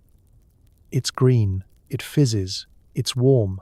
He doesn't explain what's in it, but he says it was blessed by a monk and mixed on a Tuesday. You drink it. It tastes like despair and lawn clippings. Your vision goes a bit fuzzy, but on the bright side, you can no longer feel your toes. This, you are assured, is part of the healing process. If you're lucky, he'll leave behind a few written instructions. Rest. Avoid drafts. Don't walk under ladders. And absolutely no goose meat after sunset. He tells your family to rub your feet with warm vinegar, chant the name of Saint Apollonia, and make sure you face east when sneezing. Someone asks if they should pray. He says, it couldn't hurt. Then, just as quickly, he's gone, off to the next patient with his hat tilted at a protective angle and his bag full of mystery. You lie back in bed, mildly violated, moderately, confused, and still very much sweating. Later, you hear that he collapsed halfway down the road. It's unclear whether it was exhaustion, the heat, or just the realization that he's been winging it this entire time. Someone gives him a bit of his own potion. He mutters something about cheese and loses consciousness. But even if his methods are questionable and his remedies taste like pond water filtered through goat hair, there's something comforting about the doctor's visit. It's the idea that someone is still trying, that amid all the guesswork and garlic and goose-related rituals, there are people stumbling from house to house with nothing but a book, a bag, and a dream of survival. Because sometimes, hope wears a crooked hat and carries leeches. You try every suggestion. Extra blankets, fewer blankets, lying on a hot brick, or drinking something with spirit in the name. The only thing that actually seems to work is complaining. Tudor home remedies are less about logic and more about commitment. Every family has their own special formula, handed down through generations with the confidence of people who never questioned why boiling a radish and whispering to it might cure a fever. Today, your options include herbal compresses, vigorous sweating, and whatever happens when you let your aunt take charge of the firewood situation. The sweating cure is especially popular. The theory is simple. If you sweat enough, the illness will abandon your body in a dramatic, soggy exit. You're wrapped like a spring roll in layers of linen, fur, and damp optimism, then parked next to the hearth and instructed not to move unless steam starts rising from your feet. Someone places a pot of herbs near your head. You're not sure whether to inhale it or confess your sins to it. Eventually, the heat builds. Your clothes cling. Your skin prickles. You are now less person and more pudding. A cousin fans your face while reminding you not to think about water, which of course makes you think about water. Cold water, ice, rivers, clouds. Your entire body itches, sweats, and audibly begs for mercy. But the sweating isn't always enough. Next, someone suggests bed rotting, a new tactic that essentially means refusing to leave bed until your body either heals or becomes one with the mattress. You accept this challenge. There is comfort in stillness, especially when the alternative is doing chores or attending another lecture about humors. You lie flat. You pull your damp blanket to your chin. You stare at the ceiling beam and try not to count the cobwebs. Visitors come and go. Some bring broth. Others bring terrifying root vegetables with Latin names. One neighbor arrives with a tiny pouch of something blessed by a monk who once smelled a miracle. You thank them all while secretly planning to hide under the covers if they return. You're instructed to sleep as much as possible, which sounds delightful, until you realize Tudor sleep hygiene includes snoring family members, howling livestock, and the occasional flea parade. You drift in and out of consciousness to the sounds of someone boiling turnips and your uncle shouting about air drafts. Sometimes the remedies get creative. Someone offers you a clove of garlic soaked in cider. Another swears by singing to your knees. You try both, because frankly, what have you got to lose? You eat the garlic.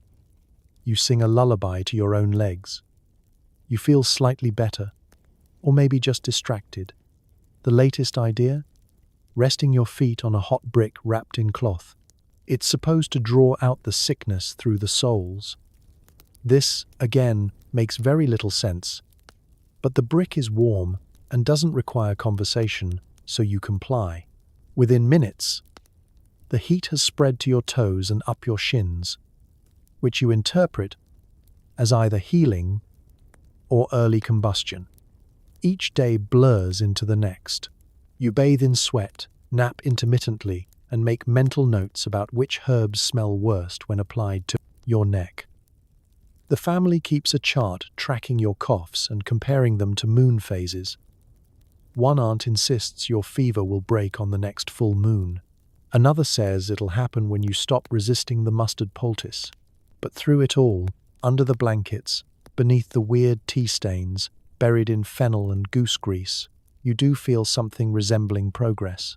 Maybe it's the sheer absurdity of the treatments. Maybe it's the attention. Maybe it's the quiet, stubborn will to keep going, even when your room smells like damp forest and regret. Because if there's one thing Tudor home remedies prove, it's that survival is messy, sweaty, and somehow always involves cabbage. What do you wear to fight off a mysterious fever? The answer is everything, then nothing, then everything again. Your fashion sense is now dictated entirely by the laws of perspiration and laundry shame. You start the morning in full battle dress, linen undershirt, woolen kirtle, outer tunic, socks that could double as oven mitts, and a cap that looks like it was designed to absorb disappointment. This is not because it's stylish. It's because someone told you the sweating sickness attacks through drafts, and now every passing breeze feels like death's exhale. You wrap yourself up like a very anxious shepherd and hope that layering will keep the fever at bay, or at least make you too warm to notice it. 5 minutes later, the sweating starts. Your shirt sticks to your back. Your knees feel like they're cooking from the inside. You are a walking ham in a woolen oven. Your entire outfit, carefully chosen for health, now feels like a crime against skin. You begin to peel off layers with the desperation of someone being chased by bees. The cap goes first, then the outer tunic, then the socks. You're left in a limp, damp smock, sitting by the hearth like a slightly tragic laundry pile. But relief is temporary. The sweating chills come next, and now you're shivering like a terrified squirrel. Back on go the socks, the tunic, a second tunic. You eye the dog's blanket with interest. Your body is a battleground between heat and cold, and your clothes are just trying to keep up. You start to dress in waves. Wool for 10 minutes, linen for 20, bare legs for spiritual renewal, then back to full insulation. Laundry becomes a political issue. You only own 2 shirts. One is currently hosting a mold colony. The other is, well, technically still on your body, but it's no longer doing its job. You consider washing it, but that involves boiling water, scrubbing it against a board, and hanging it outside like a flag of surrender. Also, there's a 50-50 chance that washing it might make you more vulnerable to night air, which according to local wisdom is basically airborne sin. Fashion, in these feverish times, becomes a matter of survival and modesty management. Your once prized belt is now being used to cinch an oversized nightshirt to prevent accidental exposure. You start wearing shawls indoors, not for warmth, but to hide the damp splotches forming under your arms and along your spine. You convince yourself it's a look. It isn't. The worst part is the underlayers. Linen is meant to be breathable, but right now it feels like wearing a steamed napkin. Every time you move, your shirt clings like it's afraid of being left behind. Your trousers are heavy, stiff, and vaguely accusatory. You begin to suspect they may have absorbed more sweat than your body can logically produce. And then there's the hat. You love your hat. It makes you feel important. But it's made of wool, and every time you wear it, your scalp becomes a small weather system. You remove it dramatically during prayer, hoping others will follow. They don't. Your hat sits in your lap like a soggy mushroom. Eventually, you stop trying to look presentable. You dress for comfort. You adopt the fashion philosophy of least itchy, least sticky, least likely to be mistaken for a corpse. You wrap yourself in whatever fabric isn't currently wet, crawl into bed, and wait for the next temperature swing to tell you what to do. Because in Tudor England, clothing isn't self-expression, it's survival. And today, survival smells faintly of wool, rosemary, and your own bad decisions. Being sick means everyone in the house is suddenly your nurse, your judge, and your worst critic. Siblings argue over who gets the good straw. Parents argue about whether you can sleep with the window open. No one wins. Your home, once a reasonably tolerable chaos machine, is now a fever-infested war zone where everyone is shouting about ventilation and moral decay.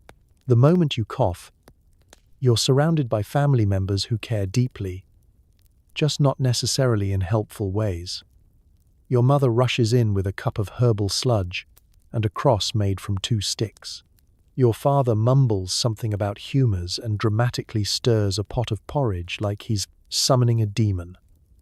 Meanwhile, your cousin loudly insists that you looked pale before you got sick, so it's probably something you did. Your siblings, who until now ignored you unless it involved stealing your turnip, are suddenly very invested in your recovery. mostly because you're occupying the good corner of the bed and sweating through their half of the blanket. One insists on taking your temperature using their palm and unearned confidence. Another hovers ominously with the family's only clean towel, refusing to share it unless bribed with something shiny or edible. Privacy is now a luxury, and dignity is gone. You sneeze once, and your aunt gasps like you committed treason. Every bodily function is loudly discussed, charted, and debated like it's a town council matter. Did you hear that cough? It sounded wet. No, it was dry, but with a desperate undertone. I think it was haunted. And then there's the draft argument. Oh, the eternal battle over the window. Your mother is convinced that the open window invites disease, demons, and possibly the French. Your father says fresh air is good for the lungs and opens it fully to prove his point. Then stands in the corner triumphantly as your mother covers you in another quilt and mutters about your inevitable demise. Your grandmother solves the debate by sitting in front of the window with a hot brick and refusing to move. You try to rest, but every 5 minutes someone is poking you to check if you're still breathing. Or worse, asking you to rank your symptoms in order of drama. On a scale from 1 to goat possession, how sweaty would you say you are? Even the cat seems judgmental, staring at you like it's waiting for you to vacate the warm spot. Meals are no longer peaceful. Half the family thinks you should eat more broth. The other half thinks fasting will dry up the disease. Someone brings you a raw onion, someone else brings you a spoonful of honey, and your uncle offers you a shot of ale for courage. You eat none of it, and consider faking recovery just to be left alone. Chores, however, do not stop. Being sick doesn't exempt you from contributing. Your younger sibling tries to hand you a broom with the logic of you're sitting anyway, while your grandmother insists that sweeping helps release the bile. You try to explain that you're literally bedridden, but she accuses you of being dramatic and drops a basket of turnips on your lap. And through it all, there's love. Messy, loud, intrusive love. Your mother kisses your forehead every hour, despite knowing it's sweaty. Your father paces like a worried goat. Your siblings argue over your recovery like it's a competitive sport. Even the cousin who once pushed you into a puddle now checks your pulse and offers to trade blankets. It's overwhelming, chaotic, and often unhelpful. But it's also kind of sweet, because in Tudor, England, medicine might be sketchy, but family, loud, nosy, unsolicited opinion family is still the best support system you've got. Even if they did steal the good towel, people die fast. Sometimes before you can say goodbye, sometimes before you remember their name. Funerals are quick, muddy, and attended mostly by people wondering if it's too soon to eat the deceased's share of bread. There's no time for dramatic final words or heart-wrenching goodbyes. 1 minute someone's complaining about a headache, and the next they're horizontal and surrounded by relatives trying to remember whether it's ashes to ashes or quick, check their pockets. Death during a sweating sickness outbreak is swift, disorganized, and deeply inconvenient.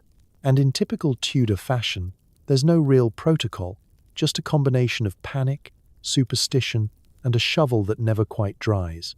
If you're lucky, your passing is marked by a candle, a prayer, and someone whispering something vaguely flattering.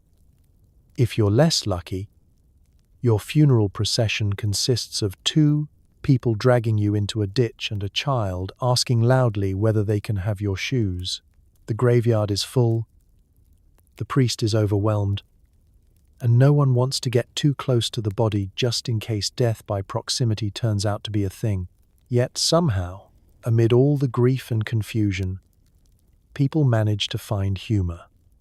Dark, weird, survivalist humor. It's the only coping mechanism that doesn't involve drinking vinegar. A neighbor jokes that if they get sick, they want to be buried with a pie. Someone else asks if they can reserve the good spot under the yew tree, nice shade. minimal weasels. Laughter becomes currency in a world where tomorrow isn't guaranteed, and today smells like boiled cabbage and despair. Survivors develop a strange set of superstitions. If you make it through the night without sweating through your blanket, that's considered divine favor. If you sneeze twice in a row and don't keel over, people start whispering that you're blessed. One woman in the village becomes known as the one who didn't die, and people ask to touch her elbow for luck. She starts charging for it. Every survivor has a theory. I ate garlic every morning. I never took off my socks. I only slept facing west. These become sacred rituals, passed down and exaggerated until someone's great-grandchild is wearing 3 layers of wool in summer and eating pickled radishes for breakfast, all because it allegedly saved their ancestor from a fever 4 monarchs ago. The fear of death also reshapes relationships. Old grudges are dropped, debts are forgiven, and people suddenly remember to say nice things, just in case they're writing someone's eulogy by dinner time. A man who once refused to lend a neighbor firewood now shows up with a whole cart of peat moss and a nervous smile. No one mentions the past. Everyone's too busy trying not to become it. But the truth is, survival often feels random. The young die, the old live, the strong collapse, the frail linger. You can follow every remedy, say every prayer, and still end up sweating into your boots while someone argues over your blanket. It's a humbling, horrible, oddly bonding experience. You begin to notice the little things. The quiet sigh of someone waking up instead of not. The shared glance of 2 survivors who know they were almost next. The unspoken agreement that tomorrow is worth trying for, even if it involves mustard poultices and another bowl of medicinal pottage. And somehow, life creeps back in. Children laugh again, a rooster crows. Someone jokes about the ghost that allegedly haunts the privy now. You're not sure if it's a coping mechanism or just Gerald from down the road messing around. Either way, it helps, because in Tudor England, survival isn't just a medical miracle. It's an act of defiance. A stubborn, sweaty declaration that you're still here, and if nothing else, you've definitely earned someone's bread ration.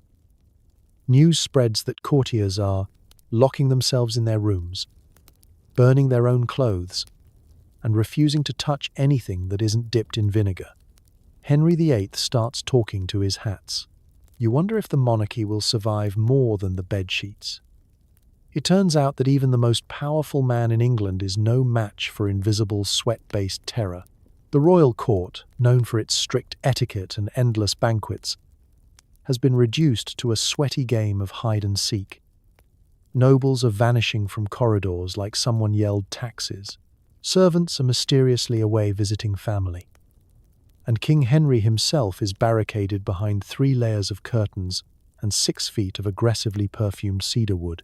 In normal times, the king might spend his day hunting, feasting, or loudly not divorcing someone, but now he's more or less a well-fed ghost, appearing only to shout new commands about hygiene, then disappearing behind a velvet screen like a medieval stage magician.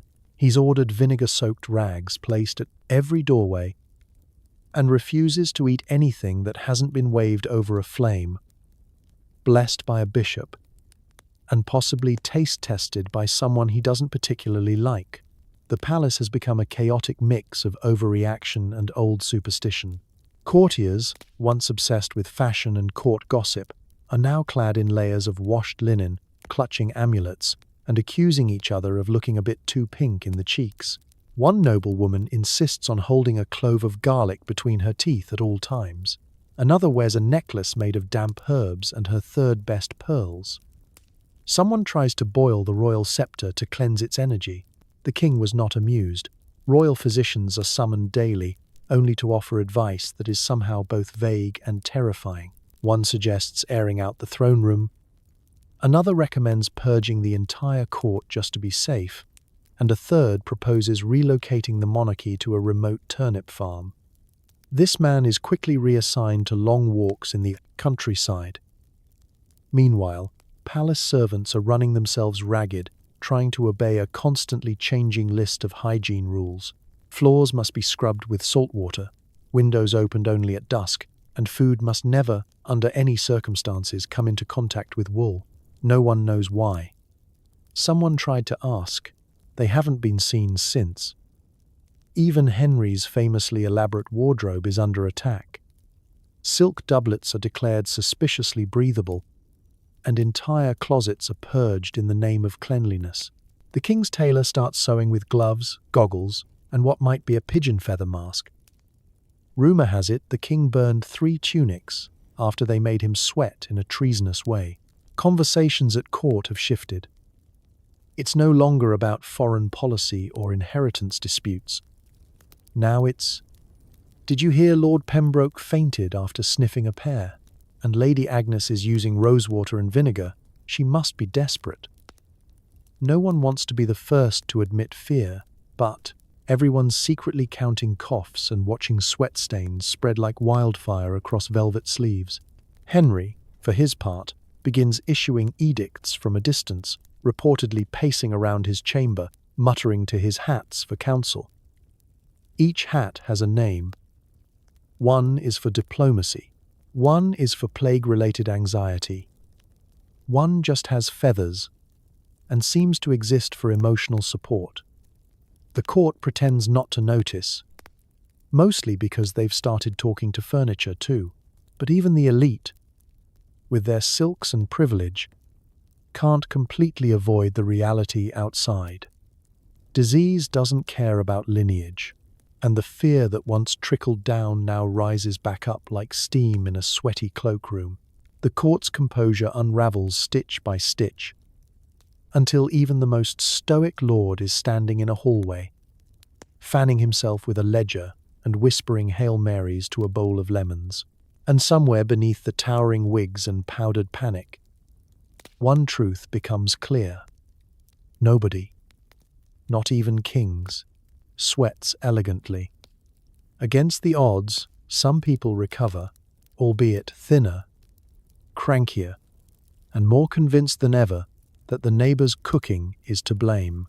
Survivors become local celebrities, at least until the next outbreak.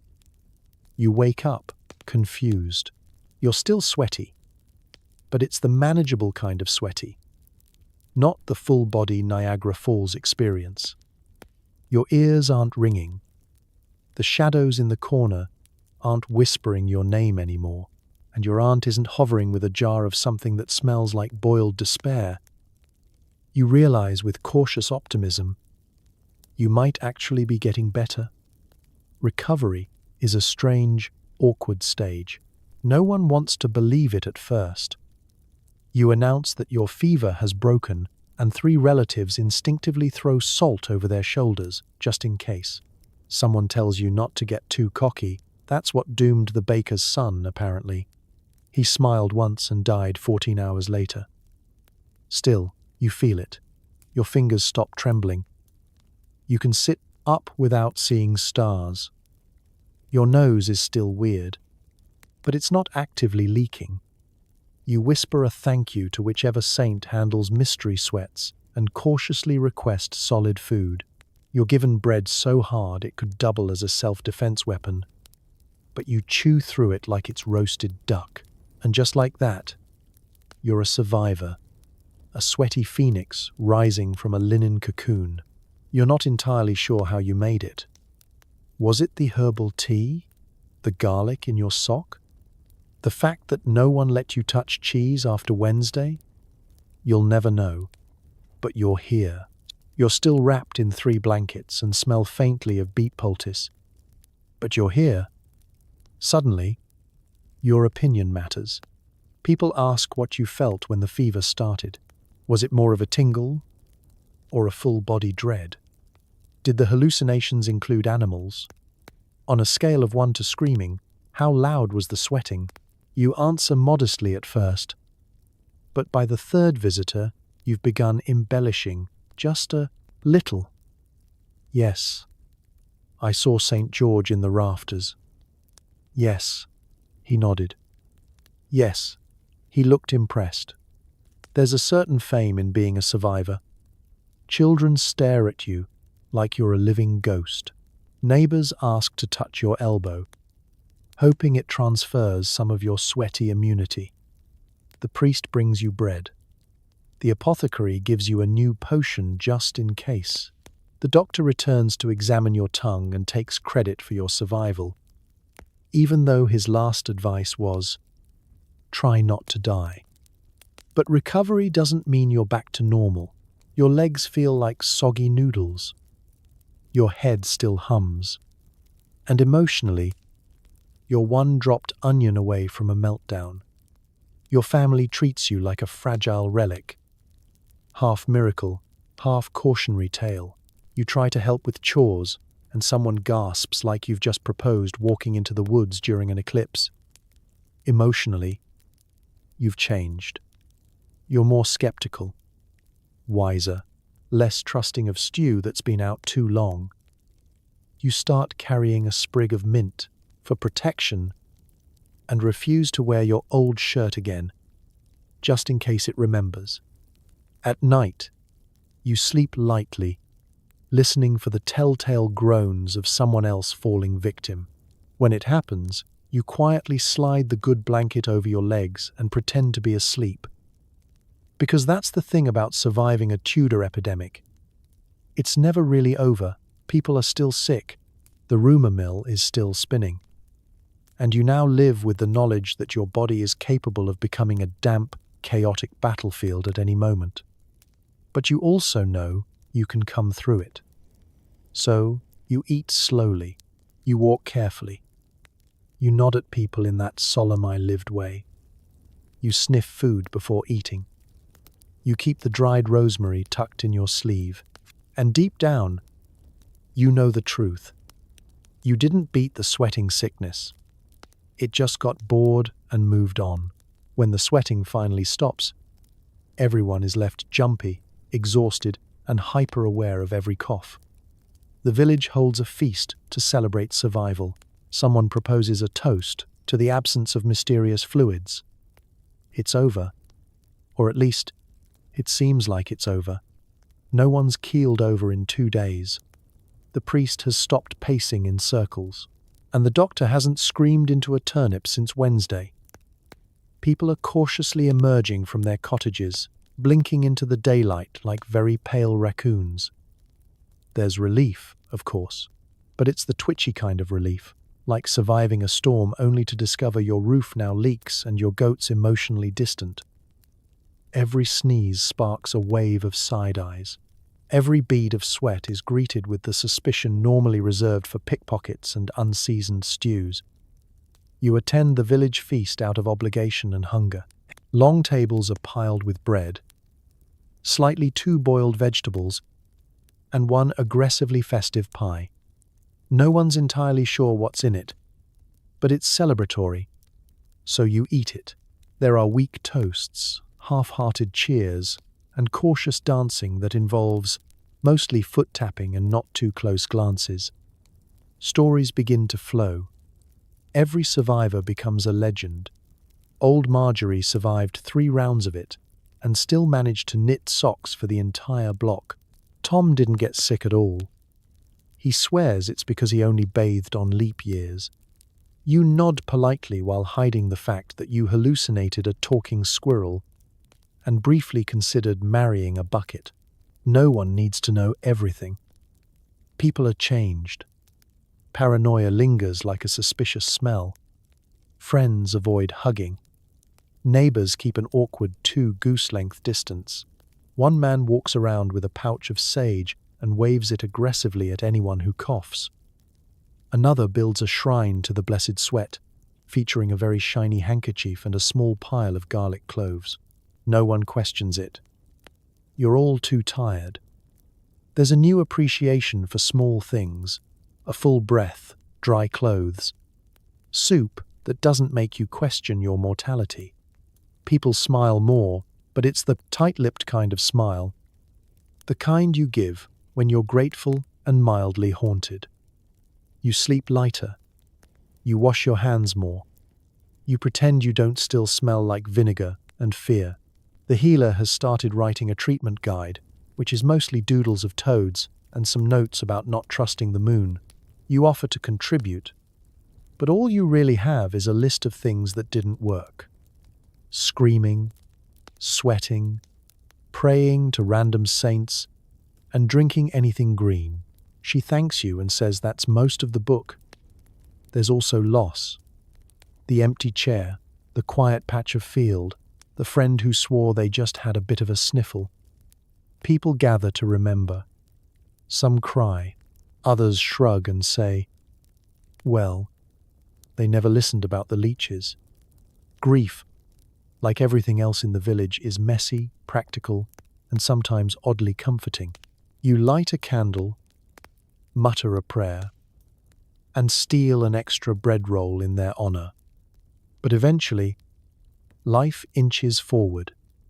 The market reopens.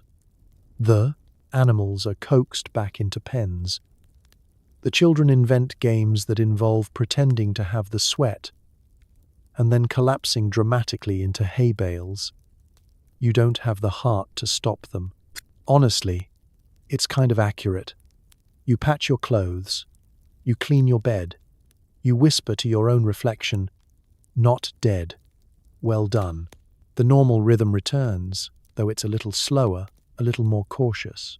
You are older now, not in years, but in the kind of knowledge that only comes from surviving something that very much tried to unalive you. And when someone sneezes a week later, everyone freezes. Then, after a moment, someone mutters, "Bless you." And you all hold your breath. The local scholars write long, serious pamphlets about the causes of the disease. Theories include too much rain, the wrong type of shoes, and looking at the king too directly. None of it helps, but it does give everyone something to argue about for the next 20 years. In true Tudor fashion, the response to the sweating sickness is less scientific breakthrough and more enthusiastic speculation. Everyone becomes a self-appointed expert. If you can write, you're suddenly a physician. If you can't, you just yell your theories louder than the next guy. The village bulletin board is soon covered with scrolls, each more confident and wrong than the last. One learned gentleman insists the illness was caused by a misalignment of the stars, especially Jupiter, who apparently had been glaring at England for months. Another claims the disease originated in foreign breezes, which are, scientifically speaking, like normal breezes, but ruder. One woman starts blaming cheese. Not bad cheese, just cheese that's too smug. Her pamphlet is surprisingly well received.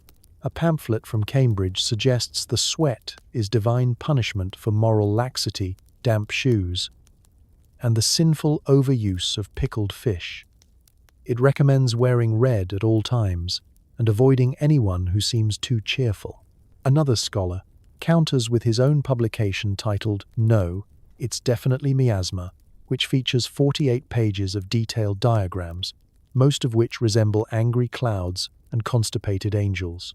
The medical community, such as it is divided. Some blame immoderate eating. Others point to bad dreams. A few suggest that thoughts themselves may be contagious. One particularly bold healer suggests the sweating sickness is a result of unbalanced furniture, especially wobbly stools. He's not taken seriously, but he does start a trend in carpentry. Doctors with access to royal ears start publishing even bolder theories. One posits that the disease spreads through melancholic vibrations and can only be cured by listening to monks chant in minor keys. Another blames the king's hunting dogs. This man is promptly reassigned to a remote tower with no stairs. There's even a fringe theory gaining traction that the sickness comes from within, inside you. People start looking suspiciously at their clay's own organs. The spleen gets a lot of attention. Nobody knows what it does, but everyone agrees it probably has secrets. In the absence of any meaningful conclusions, The arguments become increasingly theatrical. Town debates are held. One side shouts about toxic winds. The other insists on cursed fog. A fistfight breaks out over whether vinegar should be inhaled or merely bathed in. A man gets excommunicated for suggesting that maybe, just maybe, we wash our hands more often. Still, the illusion of understanding is comforting. If the cause can be named, even incorrectly, then maybe it can be controlled. So people cling to their favorite explanations like a child clutching a slightly damp teddy bear. They adjust their diets, rearrange their bedding, and develop elaborate rituals involving candle placement and whispered apologies to the moon. What's notable is what doesn't happen. No one proposes improving ventilation. No one rethinks overcrowded living spaces. No one questions why every household shares the same wooden spoon. It's easier to blame the weather than to challenge the way things have always been. And so, the scholars keep writing, the villagers keep guessing, and the sweat, when it returns, as it inevitably does, is just as confusing, deadly, and damp as before. But at least this time, they'll be ready, with slightly sturdier stools, slightly redder clothes, and a brand new pamphlet titled A Further Investigation into the Role of Potatoes in Human Misery. Because if there's one thing Tudor England excels at, it's confidently learning absolutely nothing. As the epidemic fades, life returns to its usual messiness. People go back to work, back to church, and back to blaming each other for everything. You, however, have acquired a new appreciation for dry bedsheets and the fact that modern medicine does not involve toads. The market reopens. The chickens start clucking at respectable volumes again. Children are back to throwing sticks at each other, instead of whispering ghost stories about Cousin Robert's final wheeze. There's a certain forced normalcy in the air, a desperate need to pretend that everything is fine, even though most people still flinch every time someone clears their throat. You try to return to your old routine. Feed the animals. Stir the pottage. Avoid eye contact with the neighbor who still insists her goat is haunted, but it all feels slightly off. Your favorite sitting rock doesn't feel as comforting. The spoon you use for porridge suddenly feels accusatory. You can't tell if it's trauma or just a splinter. Everyone's pretending not to be changed, but you all are. Conversations have a new layer now. Every "how are you?"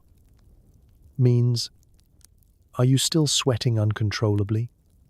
Every polite smile has a flicker of suspicion behind it. You wave at a friend, and they wave back, while sniffing loudly and backing slowly into their cottage. There are new customs, too. People leave garlic on doorsteps, not as gifts, but as vague apologies for previous behavior. No one shares cups anymore. The village priest now sprinkles holy water with extra enthusiasm and slightly less precision. You get hit in the face. You thank him anyway. Local businesses attempt to entice customers with slogans like "sweat-free since Tuesday," and "now with fewer leeches." The baker insists he only uses clean flour. You choose not to ask what unclean flour was. The apothecary starts selling small charms shaped like toads labeled "for prevention" or "decoration." You decide. Your family tries to move on. Your father returns to muttering about taxes. Your mother starts cleaning everything with vinegar and sage. Your siblings argue over who had it worse, which is basically a competitive game of who hallucinated fewer fish. You win. Barely. But despite everyone's attempts at normalcy, a strange silence follows any mention of the sweating. It's like saying the name out loud might make it come back. Instead, people refer to it indirectly. You know the incident, back when we were moist, or simply that time. It's become history, and yet it feels like it's hiding just around the corner with a damp blanket and bad intentions. You carry little tokens now. A dried clove in your pocket, a blessed ribbon tied around your wrist, a habit of sniffing your own armpits once an hour. It's not glamorous, but it's peace of mind. You also keep a close eye on the sky, because according to absolutely no scientific evidence, outbreaks increase during humid sunsets. You trust no one and nothing, especially clouds. Still, there's a weird sort of camaraderie. Survivors nod to each other in the street with solemn respect. You share knowing looks with anyone who also lived through the night of 7 blankets. There's even talk of forming a sweat club, though no one can agree whether it should be a prayer group or an amateur theatre troupe. Someone suggests both, and one night, as you lie in your now dry bed, staring up at the creaky beams it hits you, you made it. You survived something brutal, ridiculous, and incredibly damp. You feel older, wiser, saltier. The world isn't the same. You aren't the same. But somehow, that's okay. Because if you can make it through a Tudor sweat plague armed only with soup, superstition, and 3 questionable onions, you can handle anything. Somehow, amid the panic, London's finest still find time to invent new anti-sweat fashion. Courtiers drape themselves in every layer they own. Silk doublets, velvet sleeves, even lace collars stiff enough to cut cheese, hoping to disguise pit stains as a style choice. You try to copy the look, but end up resembling a laundry heap with legs. It's not vogue, but at least everyone's equally damp. It's a strange thing, watching society teeter on the edge of a medical disaster and respond by adding more fabric. But Tudor fashion has never been practical, and it certainly isn't about to start now. If you're going to keel over from a mystery fever, you may as well do it in a brocade jacket with pearl buttons and a codpiece large enough to store regret. The nobles at court believe in the power of appearance, especially when it comes to pretending they're not terrified. So they go all in. Ruffs grow wider, sleeves get puffier, capes multiply. One particularly fashion-forward gentleman arrives wearing an ensemble that looks like an entire 4-poster bed, curtains included. Someone tries to applaud, but they're too busy wiping their brow with a monogrammed doily. There's a lot of talk about breathable silks and cooling velvets, which are as real as a unicorn with a skincare routine. Meanwhile, perspiration makes lace collars wilt like sad lettuce. People start applying scented wax to their underarms in a last-ditch effort to both smell pleasant and avoid visible damp. It works for about 6 minutes. Of course, with all these layers, movement becomes a challenge. You try to sit and the sleeves of your borrowed doublet knock over a goblet. You bend down to adjust your boots and dislodge a hidden sachet of rosemary tied into your undergarments. One woman faints dramatically during Mass, not from illness, but from the heat trapped inside her embroidered petticoats. Her hat survives. Her dignity does not. Fashion during the sweat epidemic is about more than just survival. It's a form of denial. If you look expensive enough, maybe the disease won't notice you. It's a noble strategy, if not a logical one. Nobles begin wearing long gloves for protection, elaborate masks for the air, and tinted spectacles to deflect bad humors. You ask where they found these items. The answer: imported, overpriced, and blessed by someone vaguely Italian. You try to participate. You scavenge together your finest tunic, your second cleanest undershirt, and a belt that mostly works. You attempt the layered look. You add a ruffled collar made from starched linen and desperation. You top it all off with a feathered cap that attracts birds. You enter the street and are immediately mistaken for someone's runaway laundry line. But you feel oddly powerful, like a sweaty knight wrapped in mismatched armor. At some point, practicality sneaks in through the back door. A few people begin cutting slits in their sleeves for ventilation. Others switch to darker colors to hide the sweat patches. A bold new style emerges. the half tunic, designed to provide modesty while allowing your body to leak in peace. Some purists resist, insisting real courtiers don't drip. They are laughed at, gently. Eventually, a compromise is struck. People wear what they must, sweat as they do, and judge others only quietly. The court relaxes its standards a little. A stained sleeve no longer spells social ruin. A loosened corset is seen as wise, not scandalous. Even the king is spotted wearing the same tunic 2 days in a row, which causes widespread murmuring and at least one poem. In the end, fashion doesn't stop the sweating sickness, but it does give people something else to talk about, something glamorous, ridiculous, comforting, a way to say, I may be drenched and terrified, but look at this lacework. And really, isn't that the Tudor spirit? Style over sense, even if it kills you, or at least ruins your sleeves. You think dating is hard now? Try flirting when everyone's terrified to shake hands. The village matchmaker offers tips. Send flowers, not fevers. Romantic gestures now include exchanging perfumed handkerchiefs, maintaining eye contact from a safe 6 feet away, and writing sonnets that mostly rhyme sweat with regret. True love, if it survives, deserves a medal. Courtship has never been simple in Tudor England, what with the lack of privacy, personal hygiene and functioning teeth, but the arrival of a deadly, fast-acting sweat plague really takes the romance out of romance. Suddenly, every flutter of the heart is mistaken for an early symptom, and the warm blush of attraction, that's just a low-grade fever, probably. Still, love finds a way. Young couples meet in fields, calling sweet nothings across ditches. Instead of long walks together, they now enjoy staring silently from separate windows. Letters are passed using long sticks.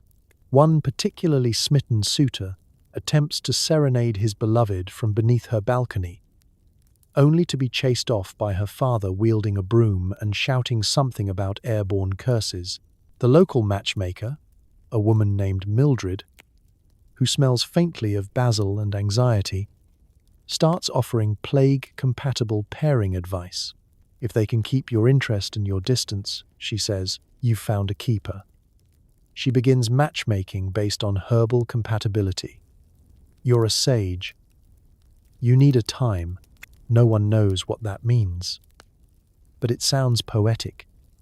Fashion also plays a part in flirtation.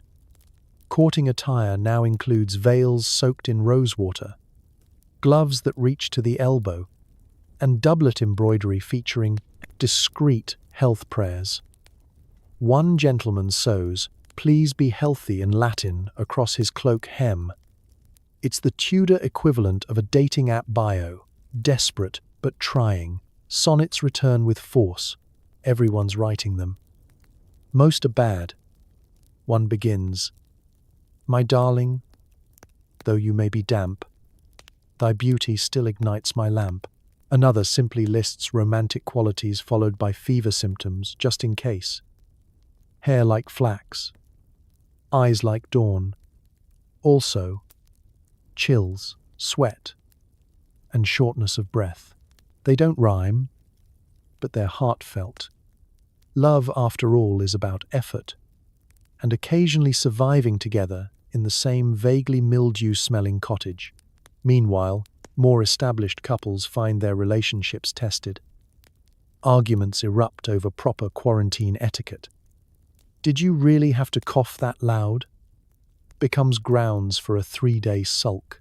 One woman insists her husband sleep facing away from her to prevent the spread of marital humidity. He agrees, mostly out of fear. Even weddings adapt.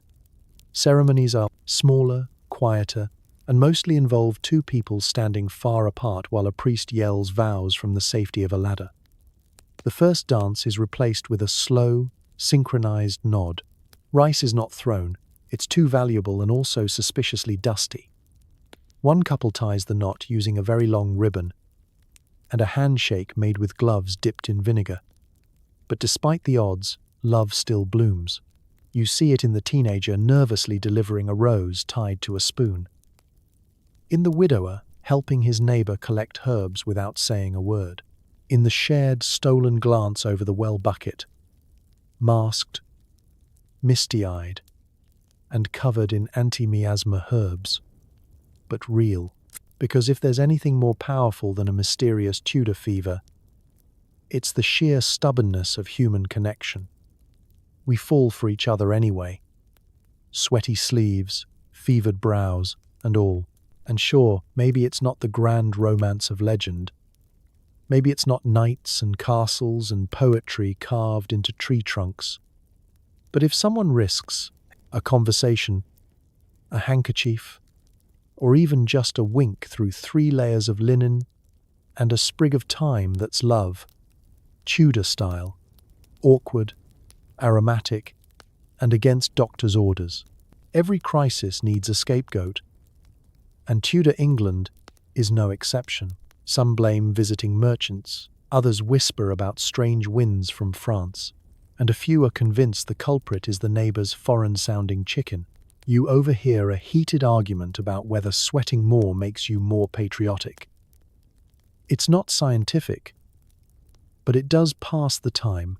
In times of fear, logic takes a back seat to suspicion. Preferably one with lots of elbow room and a bucket of vinegar. And when the sweating sickness begins sweeping through towns faster than your cousin Agnes can hoard herbs, people start pointing fingers faster than they can apply another rosemary compress. Foreigners, of course, are the first on the chopping block. Not because they've done anything in particular, just because they're there. A Flemish trader sneezes on the docks? Must be espionage. A travelling Italian smells faintly of garlic and mystery? Clearly sorcery. One unlucky German cobbler sells boots with an unusually high arch, and suddenly he's inviting evil spirits through the sole. No one stops to consider that the boots are just poorly made. Conspiracy theories thrive in the stew of ignorance and damp linen. The French are blamed because they're French. The Spanish are blamed because they sweat naturally. Even the Irish catch flack for allegedly using the wrong kind of barley. You suspect that none of this is medically relevant, but the village debate club has already turned it into a weekly shouting match. One woman insists that the sweating sickness is divine punishment sent to humble England for importing foreign cheeses. She leads a dramatic cheese-burning ceremony, complete with hymn singing and one very confused goat. Another neighbor accuses a spice merchant of witchcraft because his cardamom smells too confident. Children start making up rhymes. If your name ends in a vowel, you'll sweat out your breakfast cowl. It doesn't even make sense, but that doesn't stop the town from eyeing a visiting Venetian named Paolo with absolute terror. Even the disease itself is renamed depending on who's telling the story. Some call it the Dutch curse. Others insist it's the Gallic drip. A few particularly dramatic types whisper about the sweat of Satan, which frankly sounds more like a tavern cocktail than a contagious illness. In London, royal advisors try to appear reasonable. They don't officially blame foreigners, but they do suddenly pass laws requiring certain types of merchants to register, avoid spitting on cobblestones, and refrain from using unnatural herbs or powders.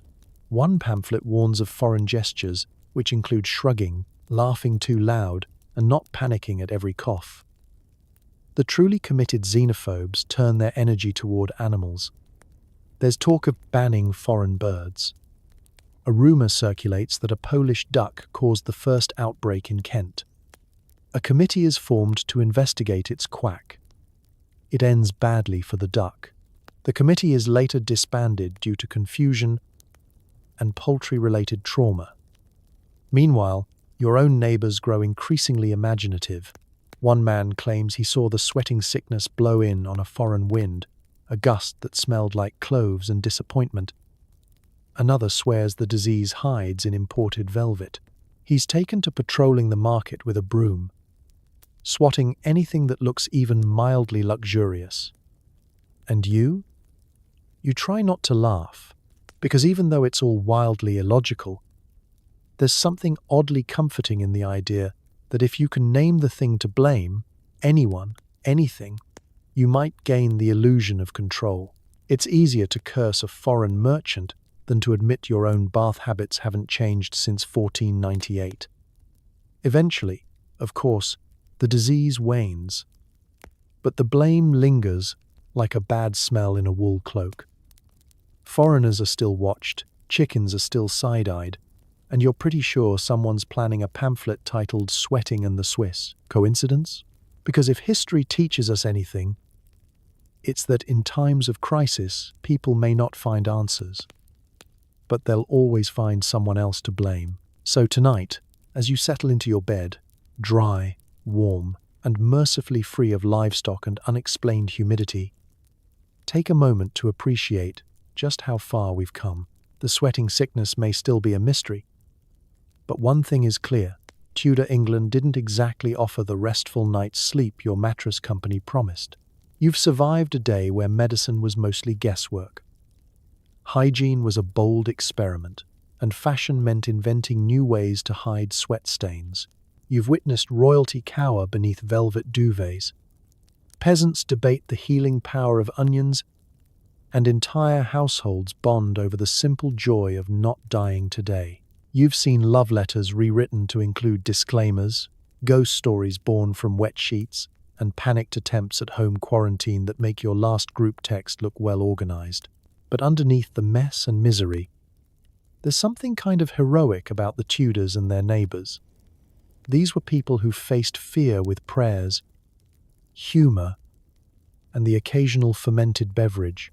They endured waves of panic and loss, grumbled through bad advice, and still managed to find reasons to sing, joke, and occasionally blame the French. They remind us that humanity has always coped with disaster by being stubborn, creative, and just a little bit ridiculous. So as you drift off tonight, maybe whisper a quiet thank you to those anonymous survivors, sweaty, worried, and resourceful. Be grateful for dry sheets, indoor plumbing, and the modern miracle of medicine that doesn't involve leeches. Remember, history may be gross and terrifying, but it's also proof that people are resilient, hopeful, and surprisingly good at finding a punchline, even in the worst of times. Sleep well, stay dry, and if you wake up sweating, it's probably just your blanket. Good night.